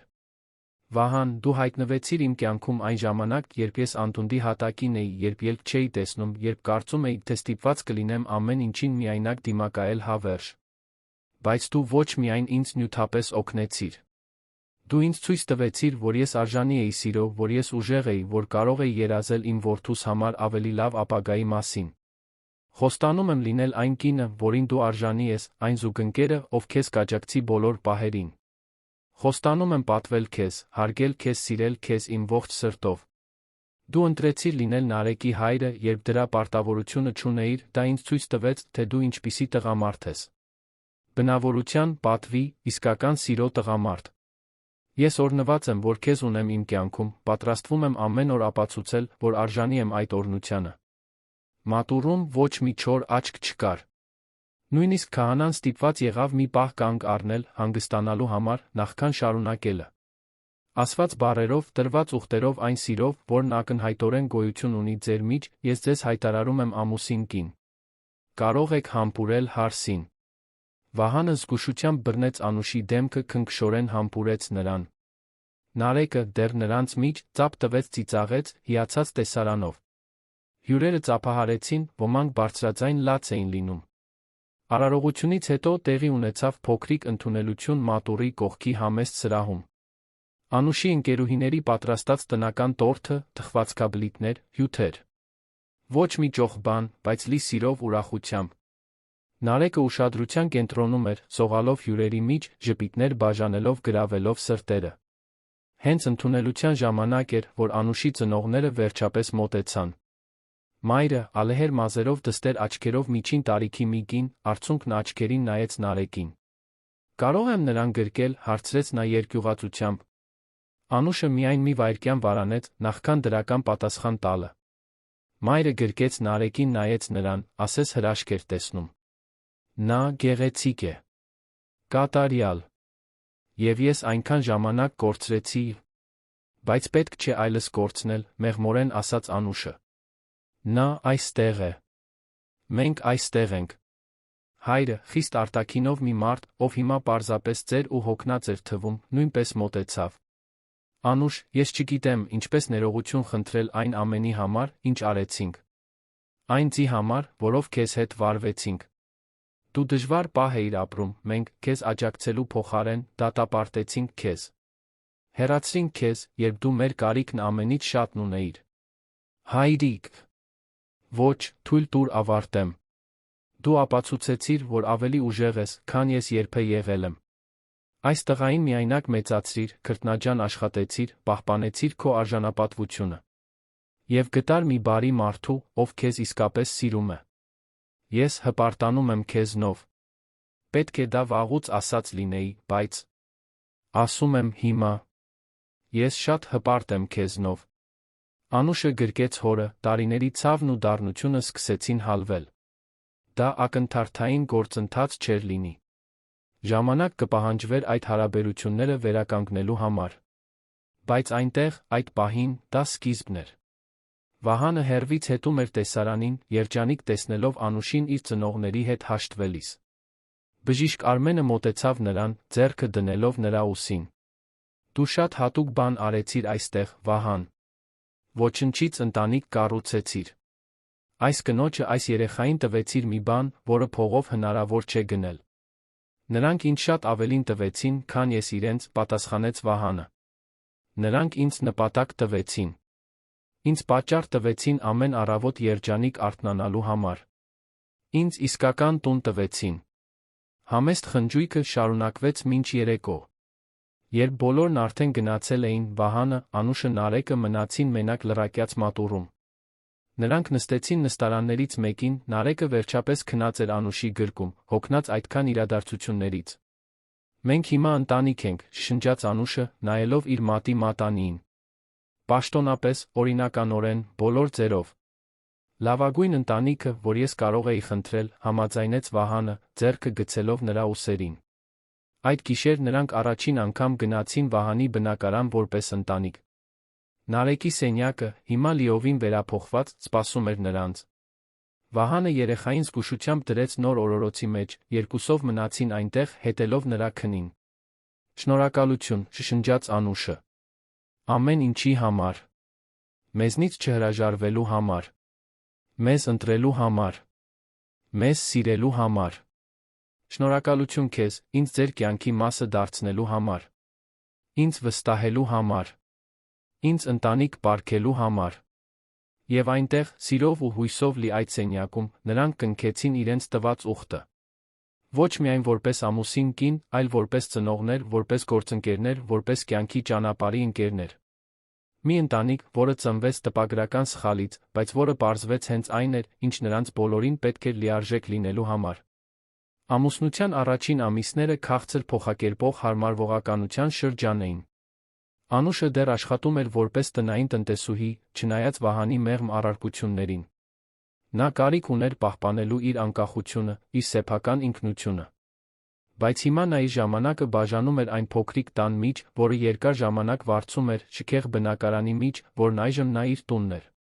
Պետք չէ դեռ ընտրել մեկը կամ մյուսը, ասել էր Վահանը, երբ նա հայտնել էր իր շփոթմունքը այն մասին, թե որտեղ էր իրականում ապրում։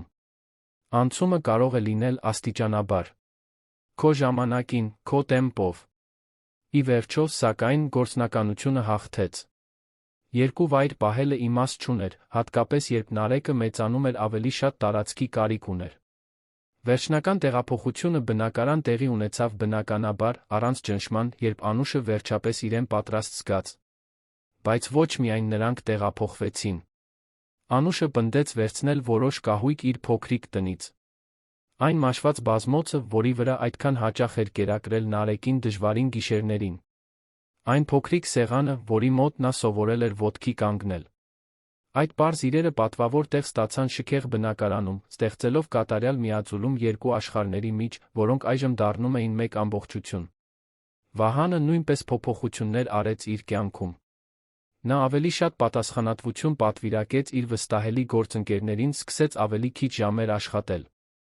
Ուզում էր ներկա լինել Նարեկի համար, Անուշի համար, այն ընտանիքի համար, որը կառուցել էր։ Փող նա բավականաչափ ուներ մի քանի կյանքի համար։ Ժամանակն էր հիմա ամենաթանկ ռեսուրսը։ Որդեգրման գործընթացը վերջապես ավարտվեց, երբ Նարեկը դարձավ 1 տարեկան։ Այն օրը, երբ Վահանը պաշտոնապես դարձավ տղայի օրինական հայրը, նույնքան հուզիչ էր, որքան հարսանիքի օրը։ Քաղաքացիական կացության ակտերի գրանցման գրասենյակում, Անուշի կողքին, Վահանը գրկեց Նարեկին, մինչ դատավորը հայտարարում էր որդեգրումն ավարտված։ Շնորհավորում եմ, պարոն Սահակյան, ասաց դատավորը ժպտալով։ Դուք այժմ պաշտոնապես Նարեկ Կարապետյան Սահակյանի հայրն եք։ Նարեկ Կարապետյան Սահակյան։ Անունը կատարյալ էր հնչում։ Այն կրում էր մոր ուժը, հոր պաշտպանությունը։ Դա այն ընտանիքի ֆիզիկական ներկայացումն էր, որը նրանք միասին կառուցել էին։ Շնորհակալություն, ասաց Վահանը, ձայնը հուզմունքից խեղդված։ Ինձ այս հնարավորությունը տալու համար։ Թույլ տալու համար, որ ես լինեմ այս հրաշալի տղայի հայրը։ Պարոն Սահակյան, բոլոր հարցազրույցներից գնահատումներից հետո կարող եմ վստահությամբ ասել, որ հենց Նարեկի բախտն է բերել, որ ձեզ պես հայր ունի։ Իմ կարիերայի ընթացքում որդեգրման շատ դեպքեր եմ տեսել, բայց քչերն են եղել այնպիսի անկեղծ սիրով, ինչպիսին դուք եք ցուցաբերում։ Այդ գիշեր, տանը, Վահանը Նարեկին պառկեցրեց քնելու երկար րոպեներ հետեց նրան։ Որդիս, շշնջաց նա։ Պաշտոնապես, օրինականորեն բոլոր իմաստներով, որոնք կարող են, դու իմ որդին ես։ Մի քանի ամիս անց էր, երբ Նարեկը 1.5 տարեկան էր, որ Անուշը սկսեց զգալ ծանոթ ախտանիշներ։ Առավոտյան սրտխառնոց, չափազանց հոգնածություն, զգայունություն որոշակի հոտերի հանդեպ։ Սկզբում նա փորձեց արամարել դրանք, բայց երբ ախտանիշները շարունակվեցին, հղիության թեստ արեց։ 2 գիծ։ Հ.Վ.E. Անուշը նստեց լոգարանում, նայելով թեստին, զգալով զգացմունքների մի հեղեղ։ Ուրախություն, վախ, ոգորություն, անհանգստություն։ Ամեն ինչ միաժամանակ։ Նա հղի էր։ Մի ուրիշ երեխա կունենար։ Նարեկը քույր կամ եղբայր կունենար։ Եվ այս անգամ նա մենակ չէր լինի։ Նա իր կողքին կունենար ամուսին, մի ընկեր, կիսելու անհանգստություններն ու ուրախությունները։ Երբ Վահանն այդ երեկո տուն եկավ աշխատանքից, Անուշը խոհանոցում էր, ընթրիք պատրաստելով, իսկ Նարեկը խաղում էր հատակին նրա կողքին։ Նա պլանավորել էր նորությունը հայտնելու ստեղծագործական միծ, բայց նրան տեսնելուն պես ողջ պատրաստվածությունը ջուրն ընկավ։ Ես հղի եմ, պարզապես ասաց նա, նախքան նա կհասցներ հանել իր պիջակը։ Վահանը քարացավ։ Թարթեց աչքերը։ Նայեց նրան։ Ինչ։ Ես հղի եմ։ Այսօր իմացա։ 3 թեստ արեցի, որ վստահ լինեմ։ Ես հղի եմ։ Վահանի դեմքը վայրկյանների ընթացքում անցավ մի քանի արտահայտությունների միջով։ Շոկ, անհավատություն, հետո մաքուր ու բացարձակ ուրախություն։ Նա երկու մեծ քայլով անցավ նրանց միջ եղած տարածությունը գրկեց նրան, պտտեցնելով օդում։ Մենք երեխա ենք ունենալու։ Մեր երեխան։ Մենք երեխա ենք ունենալու, հաստատեց Անուշը, ծիծաղելով լաց լինելով միաժամանակ։ Վահանը նրան հետ դրեց գետնին ծնկի իջավ, ձեռքերը զգուշությամբ դնելով նրա դեռս հարթ փորին։ Բար, փոքրիկ։ Սա քո հայրիկն է։ Մենք դեռ չգիտենք, ով ես դու, տղա ես թե աղջիկ, բայց արդեն քեզ շատ ենք սիրում։ Դու ունենալու ես աշխարհի լավագույն ավագ եղբորը, նա նայեց հետաքրքրված հետող Նարեկին, լավագույն մայրիկին, որին կարելի է խնդրել։ Նարեկը, զգալով, որ ինչ-որ կարևոր բան է կատարվում, սողաց դեպի նրանց իր փոքրիկ ձեռքը նույնպես դրեց մոր փորին։ Բալիկ, ասաց նա, իր սովորած նոր բառերից մեկը։ Հենց այդպես, տղաս։ Այստեղ բալիկ կա։ Քեզ համար մի փոքրիկ եղբայր կամ քույրիկ։ Անուշի հղիությունը բոլորովին տարբեր էր առաջինից։ Այս անգամ նա ուներ ողջ անհրաժեշտ բժշկական աջակցությունը։ Բժիշկ Արմենը նրան ուղղորդեց Երանի լավագույն մանկաբարձ գինեկոլոգի մոտ։ Նա անում էր բոլոր հետազոտությունները ժամանակին, ընդունում էր բոլոր հանձնարարված վիտամինները, ուներ հավասարակշռված սնունդ։ Չկար անհանգստություն կաթի կամ տակտիրների փողի համար։ Կար խաղաղություն, ապահովություն, սեր։ Վահանը ներկա էր յուրաքանչյուր ուլտրաձայնային հետազոտությանը, յուրաքանչյուր խորհրդատվությանը։ Բռնում էր նրա ձեռքը, երբ նա սրտխառնոց էր ունենում, մերսում էր նրա ուռած ոտքերը օրվա վերջում, կատարում էր նրա բոլոր տարօրինակ ուտելիքների ցանկությունները կեսգիշերին։ Երբ պարզեցին, որ աղջիկ է լինելու, Անուշը հուզմունքից լաց եղավ։ Աղջիկ։ Ես դուստր եմ ունենալու։ Մենք դուստր ենք ունենալու, ուղղեց Վահանը, համբուրելով նրա ճակատը։ Եվ նա լինելու է նույնքան ուժեղ հրաշալի, որքան իր մայրը։ Անունը միասին ընտրեցին մի անձրոտ կեսօր, մինչ Նարեկը քնած էր։ Թերթեցին անունների գրքերը, քննարկեցին իմաստները, փորձեցին, թե ինչպես է յուրաքանչյուր անուն հնչում Սահակյան ազգանվան հետ։ Մանե, վերջապես առաջարկեց Անուշը։ Մանեն հայկական հին ու գեղեցիկ անուն է։ Եվ այս հղիությունը մեզ համար մի հաղթանակ է։ Հաղթանակ դժվար անցյալի, վախերի, ամեն ինչի հանդեպ։ Մանե Սահակյան, փորձեց Վահանը։ Կատարյալ է։ Մեր փոքրիկ հաղթողը։ Մինչ սպասում էին Մանեի ծնունդին, Վահանը մի կարևոր որոշում կայացրեց։ Բնակարանը, որքան էլ շքեղ լիներ, շենքում էր, քաոսային քաղաքի կենտրոնում։ Նա ուզում էր, որ իր երեխաները մեծանան տարածության մեջ, բնության հետ, ազատ վազելու խաղալու հնարավորությամբ։ Նա ուզում էր մի իսկական տուն, մի օջախ, որը հիմքից իրենցը կլիներ։ Նա մի մեծ հողատարածք գնեց Երանի արվարձաններում գտնվող մի փակ թաղամասում։ Քաղաքից ոչ շատ հեռու, բայց բավականաչափ հեռու, հանգստություն ունենալու համար։ Եվ հետո, օգտագործելով շինարարության ոլորտի իր ողջ գիտելիքները, սկսեց նախագծել նրանց երազանքների տունը։ Ուզում եմ քո կարծիքն ամեն ինչում, ասաց նա Անուշին, ցույց տալով առաջին էսքիզները։ Սա մեր տունն է։ Այն պետք է արտացոլի մեզ երկուսիս։ Անուշը ոգորությամբ ներգրավվեց նախագծի մեջ։ Ընտրեց գույները, դասավորությունը որոշեց, որ ուզում է մեծ հարմարավետ խոհանոց, ոչ թե այն անթերի խոհանոցներից, որոնք ոչ ոք իրականում չի օգտագործում։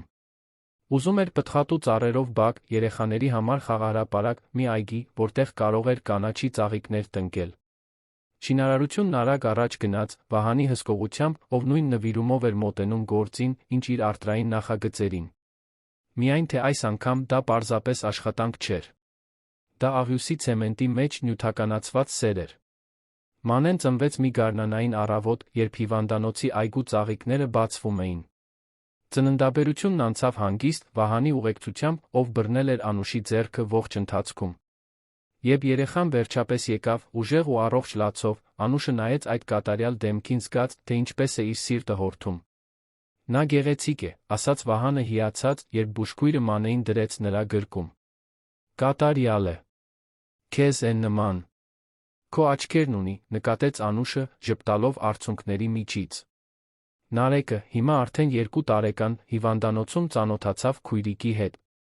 Նա նայեց երեխային հետաքրքրության երեխաներին բնորոշ խանդի խառնուրդով։ Բայց երբ Մանեն բռնեց նրա մատիկը իր փոքրիկ ձեռքով, ինչ-որ բան փոխվեց նրա դեմքին։ Նա նայեց քրոջը ժպտաց։ Իմն է, հայտարարեց նա սեփականատիրոջ պես։ Այո, տղաս։ Քո քույրիկը։ Դու նրան խնամելու ես, չէ՞։ Նարեկը հանդիսավոր կերպով գլխով արեց, ասես երդում էր տալիս։ Եվ այդ պահից սկսած նա դարձավ ամենապաշտպան եղբայրը, որին կարելի էր ցանկանալ։ Տեղափոխությունը նոր տուն տեղի ունեցավ, երբ Մանեն 3 ամսական էր։ Դա մի հարկանի ընդարձակ շինություն էր, մեծ պատուհաններով, որոնք թույլ էին տալիս բնական լույսի ներթափանցումը, մի դեկորացիայով, որը միախառնում էր հարմարավետությունն ու նրբագեղությունը, առանց ճոխության։ Բակը հսկայական էր, կանաչ խոտով, ծառերով, գունավոր խաղահրապարակով, նույնիսկ ձկներով մի փոքրիկ լճակով։ Կատարյալ է, ասաց Անուշը, քայլելով սենյակներով Մանեին գրկած, մինչ Նարեկը ոգորված վազվզում էր մի կողմից մյուսը։ Սա հենց այն է, ինչ պետք է լինի տունը։ Սա մեր օջախն է, համաձայնեց Վահանը, ձեռքը գցելով նրա ուսերին։ Կառուցված սիրով լցվելու համար։ Ամիսները վերածվեցին տարիների։ Նարեկը մեծացավ, հետաքրքրասեր խելացի, միշտ հարցեր տալով ամեն ինչի մասին։ Վահանը նրան ընդունեց մի հրաշալի դպրոց, բայց նա երաշխավորում էր, որ տղան հասկանա քրտնաջան աշխատանքի համեստության կարևորությունը։ Հաճախ նրան տանում էր իր շինհրապարակները, ցույց տալով աշխատող բանվորներին, սովորեցնելով նրան հարգել բոլոր մասնագիտությունները։ Տեսնում ես այն պարոնին, Վահանը ցույց էր տալիս փորձառու որմնադրին։ Նա արվեստագետ է։ Ցեմենտը աղյուսը վերածում է գեղեցիկ օգտակար մի բանի։ Երբեք վերից մի նայիր որե մեկին, ով ազնիվ աշխատում է։ Մանեն մեծացավ քնքուշ վճռական, մոր ուժի հոր մեղմության կատարյալ համադրությամբ։ Նա 2 տարեկան էր, երբ արեց իր առաջին վազքի քայլերը, ուղիղ դեպի Նարեկի գիրկը, ով նրան սպասում էր ավագ եղբոր հպարտությամբ։ Անուշը վերադարձավ աշխատանքի, բայց մի այլ ձով։ Վահանի աջակցությամբ նա բացեց մաքրության ծառայության մի փոքրիկ ընկերություն, որն աշխատանքի էր վերցնում խոցելի վիճակում գտնվող այլ կանանց, առաջարկելով արդար աշխատավարձ, արտոնություններ հարգանք։ Նա երբեք չմոռացավ, թե որտեղից է եկել, օգտագործում էր իր նոր դիրքը, օգնելու այլ կանանց ունենալ ավելի լավ հնարավորություն կյանքում։ Դու ավելի մեծ փոփոխություն ես անում, քան ցանկացած նվիրատվություն, որ ես երբեք արել եմ, հպարտությամբ ասաց Վահանը, երբ նրա ընկերությունը դարձավ 1 տարեկան արդեն 20 կին աշխատակից ուներ։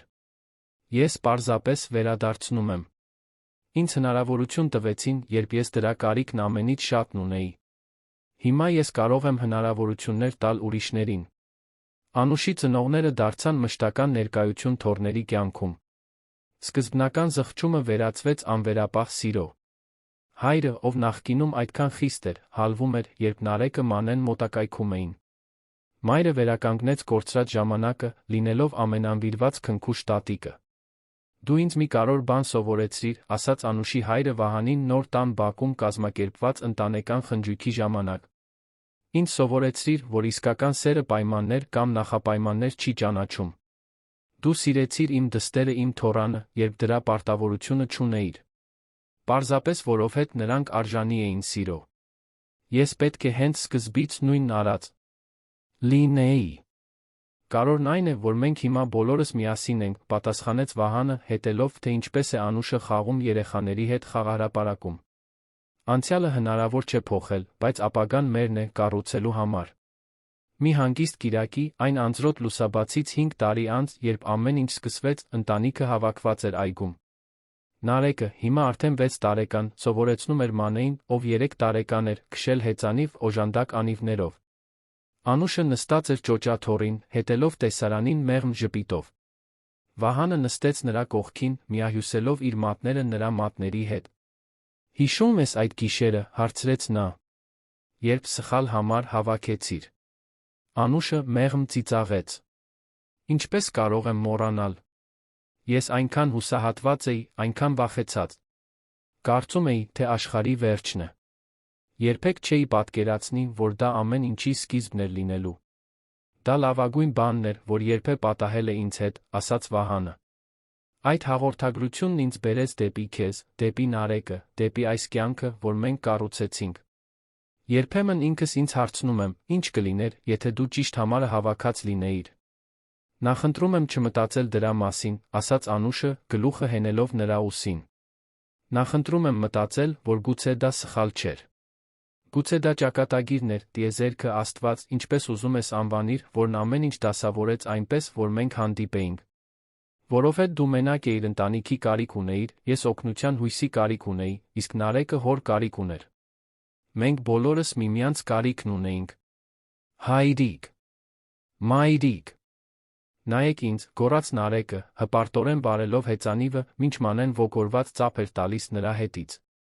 Շատ ապրես, տղաս, հետ գոռաց Վահանը։ Դու կարողացար, սիրելիս, ավելացրեց Անուշը։ Վահանը նայեց այն ընտանիքին, որն ուներ հիմա։ Երկու առողջ երջանիկ երեխաներ, մի կին, ում սիրում էր իր ողջ էությամբ, մի տուն, լի կյանքով ծիծաղով։ Նա մտածեց այն ճանապարհի մասին, որն անցել էր, սկսած միայնակ մոր կողմից մեծացված աղքատ տղայից մինչ հաջողակ գործարար, միշտ զգալով, որ ինչ-որ էական բան պակասում է։ Եվ հետո մտածեց, թե ինչպես մի պարզ հաղորդագրություն փոխեց ամեն ինչ։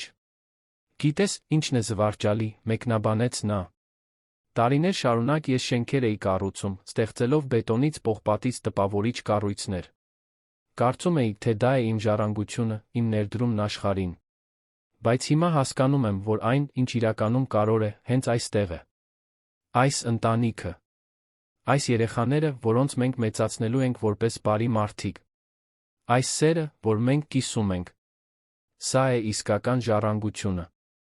Եվ ինչպիսի։ Գեղեցիկ ժառանգություն, համաձայնեց Անուշը, զգալով, որ աչքերը լցվում են, ինչպես միշտ պատահում էր, երբ մտորում էր այն մասին, թե որքան օրհնված է։ Մանեն սայթաքեց ընկավ խոտերի վրա, բայց լաց լինելու փոխարեն ծիծաղեց ինքնուրույն վեր կացավ, թափ տալով հողը ծնկներից։ Նարեկը վազեց նրան օգնելու ամեն դեպքում, միշտ հոգատար եղբայրը։ Նրանք լավ կլինեն, նկատեց Վահանը։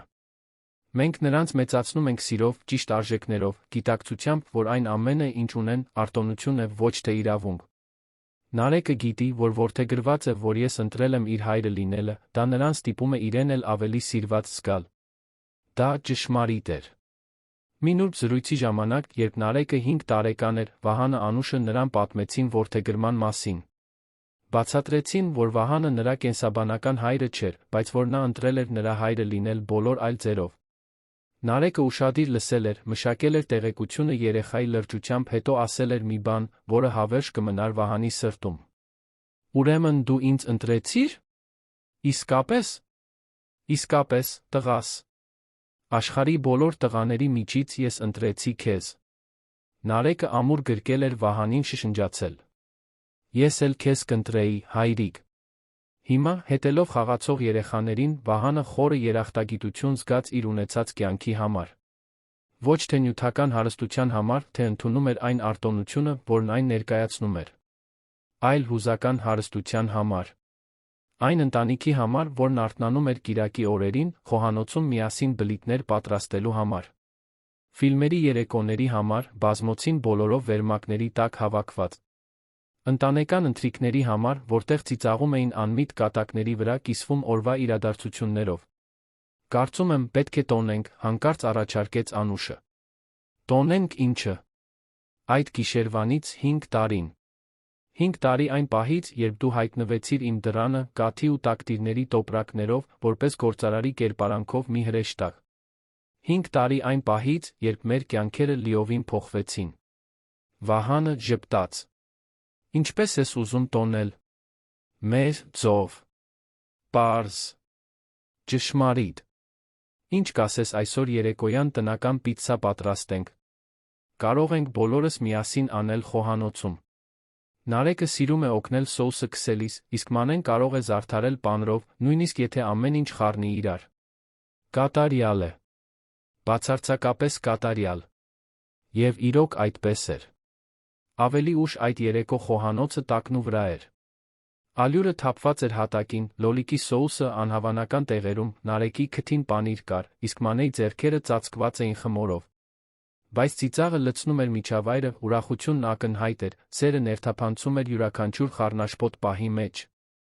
Մինչ պիցցաները թխվում էին վառարանում, տունը լցնելով իրենց համեղ բույրով, Վահանը նայեց շուրջը։ Անուշը սրբում էր Մանեի դեմքը կտորով, Նարեկն ոգորված պատմում էր դպրոցում պատահած մի բանի մասին, շունը, որին որդեգրել էին նախորդ տարի, խաղաղ քնած էր իր անկյունում։ Դա կազմակերպված քաոսի տեսարան էր, կատարյալ անկատարության, իրական կյանքի, որն ապրվում էր իր ամենաանկեղծ ձով։ Ես քեզ սիրում եմ, ասաց նա Անուշին, բավականաչափ բարձր, որ նա լսի Նարեկի շատախոսության միջից։ Նա նայեց նրան ժպտաց այն ժպիտով, որը դեռ ստիպում էր նրա սրտին արագ բաբախել։ Ես էլ քեզ եմ սիրում։ Մենք էլ ենք ձեզ սիրում, գոռաց Նարեկը, քաշելով Մանեին մի ուժգին գրկախառնության մեջ, որը նրան ստիպեց ուրախությունից ճչալ։ Վահանը ողջ ընտանիքին հավաքեց մի ընդհանուր գրկախառնության մեջ, բոլորը ծիծաղելով իրար սեղմվելով։ Եվ այդ պահին շրջապատված իր սիրելի մարդկանցով մի տան մեջ, որը կառուցել էր իր սեփական ձեռքերով, բայց որը նրանք դարձրել էին օջախ իրենց սրտերով, Վահանը բացարձակ վստահությամբ գիտեր, որ հենց այնտեղ է, որտեղ պետք է լինի։ Կյանքը կատարյալ չէր։ Կային մարտահրավերներ, երբեմնի վեճեր, դժվար պահեր։ Բայց այն իրական էր։ Այն անկեղծ էր։ Այն լի էր սիրով։ Եվ ամեն ինչ սկսվել էր մի պարզ տպագրական սխալից, որը պարզվեց իրենց կյանքի ամենակարևոր ճիշտ քայլն էր։ Այդ գիշեր, երբ երեխաներն արդեն անկողնում էին, նրանց փորերը կուշտ էին պիցցայով, իսկ սրտերը երջանկությամբ, Վահանը Անուշը մնացին տան պատշգամբում, հետելով աստղերին, որոնք փայլում էին մաքուր երկնքում։ Շնորհակալություն, մեղմորեն ասաց Անուշը։ Ինչի՞։ Համար։ Հավատալու համար։ Չհանձնվելու համար։ Ինձ ցույց տալու համար, որ երջանիկ ավարտը միայն հեքիաթներում չէ։ Ինձ այն ընտանիքը տալու համար, որի մասին միշտ երազել եմ, բայց երբեք չեմ կարծել, թե կարժանանամ։ Անուշ, Վահանը շրջվեց դեպի նա, բռնելով նրա դեմքը ձեռքերի մեջ, դու միշտ արժանի ես եղել սրան ավելիին։ Շատ ավելիին։ Եվ ես պատրաստվում եմ կյանքիս մնացած մասն անցկացնել, համոզվելով, որ դու դա գիտես։ Նրանք համբուրվեցին աստղերի տակ, ամուսին կին, կյանքի գործընկերներ, երկու հրաշալի երեխաների ծնողներ, դժվար անցյալների վերապրածներ, ովքեր ընտրել էին միասին գեղեցիկ ապագա կառուցել։ Հուսահատության պահին ուղարկված սխալ հաղորդագրությունը հանգեցրել էր մի անհավանական հանդիպման։ Հանդիպումը հանգեցրել էր անսպասելի կապի։ Կապը վերածվել էր սիրո։ Իսկ սերը կառուցել էր մի ընտանիք, որը ոչինչ ոչ ոք չէր կարող կործանել։ Երբեմն, մտածում էր Անուշը, մինչ գլուխը հենում էր Վահանի ուսին, ամենապատահական սխալները տանում են դեպի ամենակատարյալ նպատակակետերը։ Երբեմն ամենաոլորուն ճանապարհները մեզ առաջնորդում են հենց այնտեղ, որտեղ մենք ի սկզբանե պետք է լինեինք։ Եվ այնտեղ, սիրով լի այդ տանը, իրենց երեխաների, իրենց սենյակներում հանգիստ քնած լինելով մի ամուսնու հետ, ով իրեն անվերապահորեն սիրում էր, Անուշը վերջապես հասկացավ տան իրական իմաստը։ Դա պատերի կամ կահույքի մասին չէր։ Դա հասցեների կամ փոստային ինդեքսների մասին չէր։ Տունն այնտեղ էր, որտեղ սերն էր ապրում։ Տունն այնտեղ էր, որտեղ քեզ ընդունում էին, որտեղ դու լիարժեք էիր, հենց այնպիսին, ինչպիսին կայիր։ Տունն այն մարդիկ էին, ովքեր ընտրում էին մնալ, օրեցօր, յուրաքանչյուր լավ դժվարին պահին։ Եվ այդ աստղազարդ գիշերը իր երեխաների շնչառության մեղմ ձայնով, որն արձագանքում էր տան մեջ, Անուշը Վահանը գիտեին, որ վերջապես գտել էին այն, ինչ միշտ փնտրել էին։ Գտել էին տունը։ Գտել էին խաղաղությունը։ Գտել էին միմյանց իրենց երեխաների մեջ կյանքի իսկական նպատակը։ Եվ ամեն ինչ սկսվել էր մի պարզ հաղորդագրությունից, ուղարկված սխալ համարին, ամենամութ լուսաբացին, որը վերածվել էր այն լույսի, որը կլուսավորեր նրանց կյանքի մնացած մասը։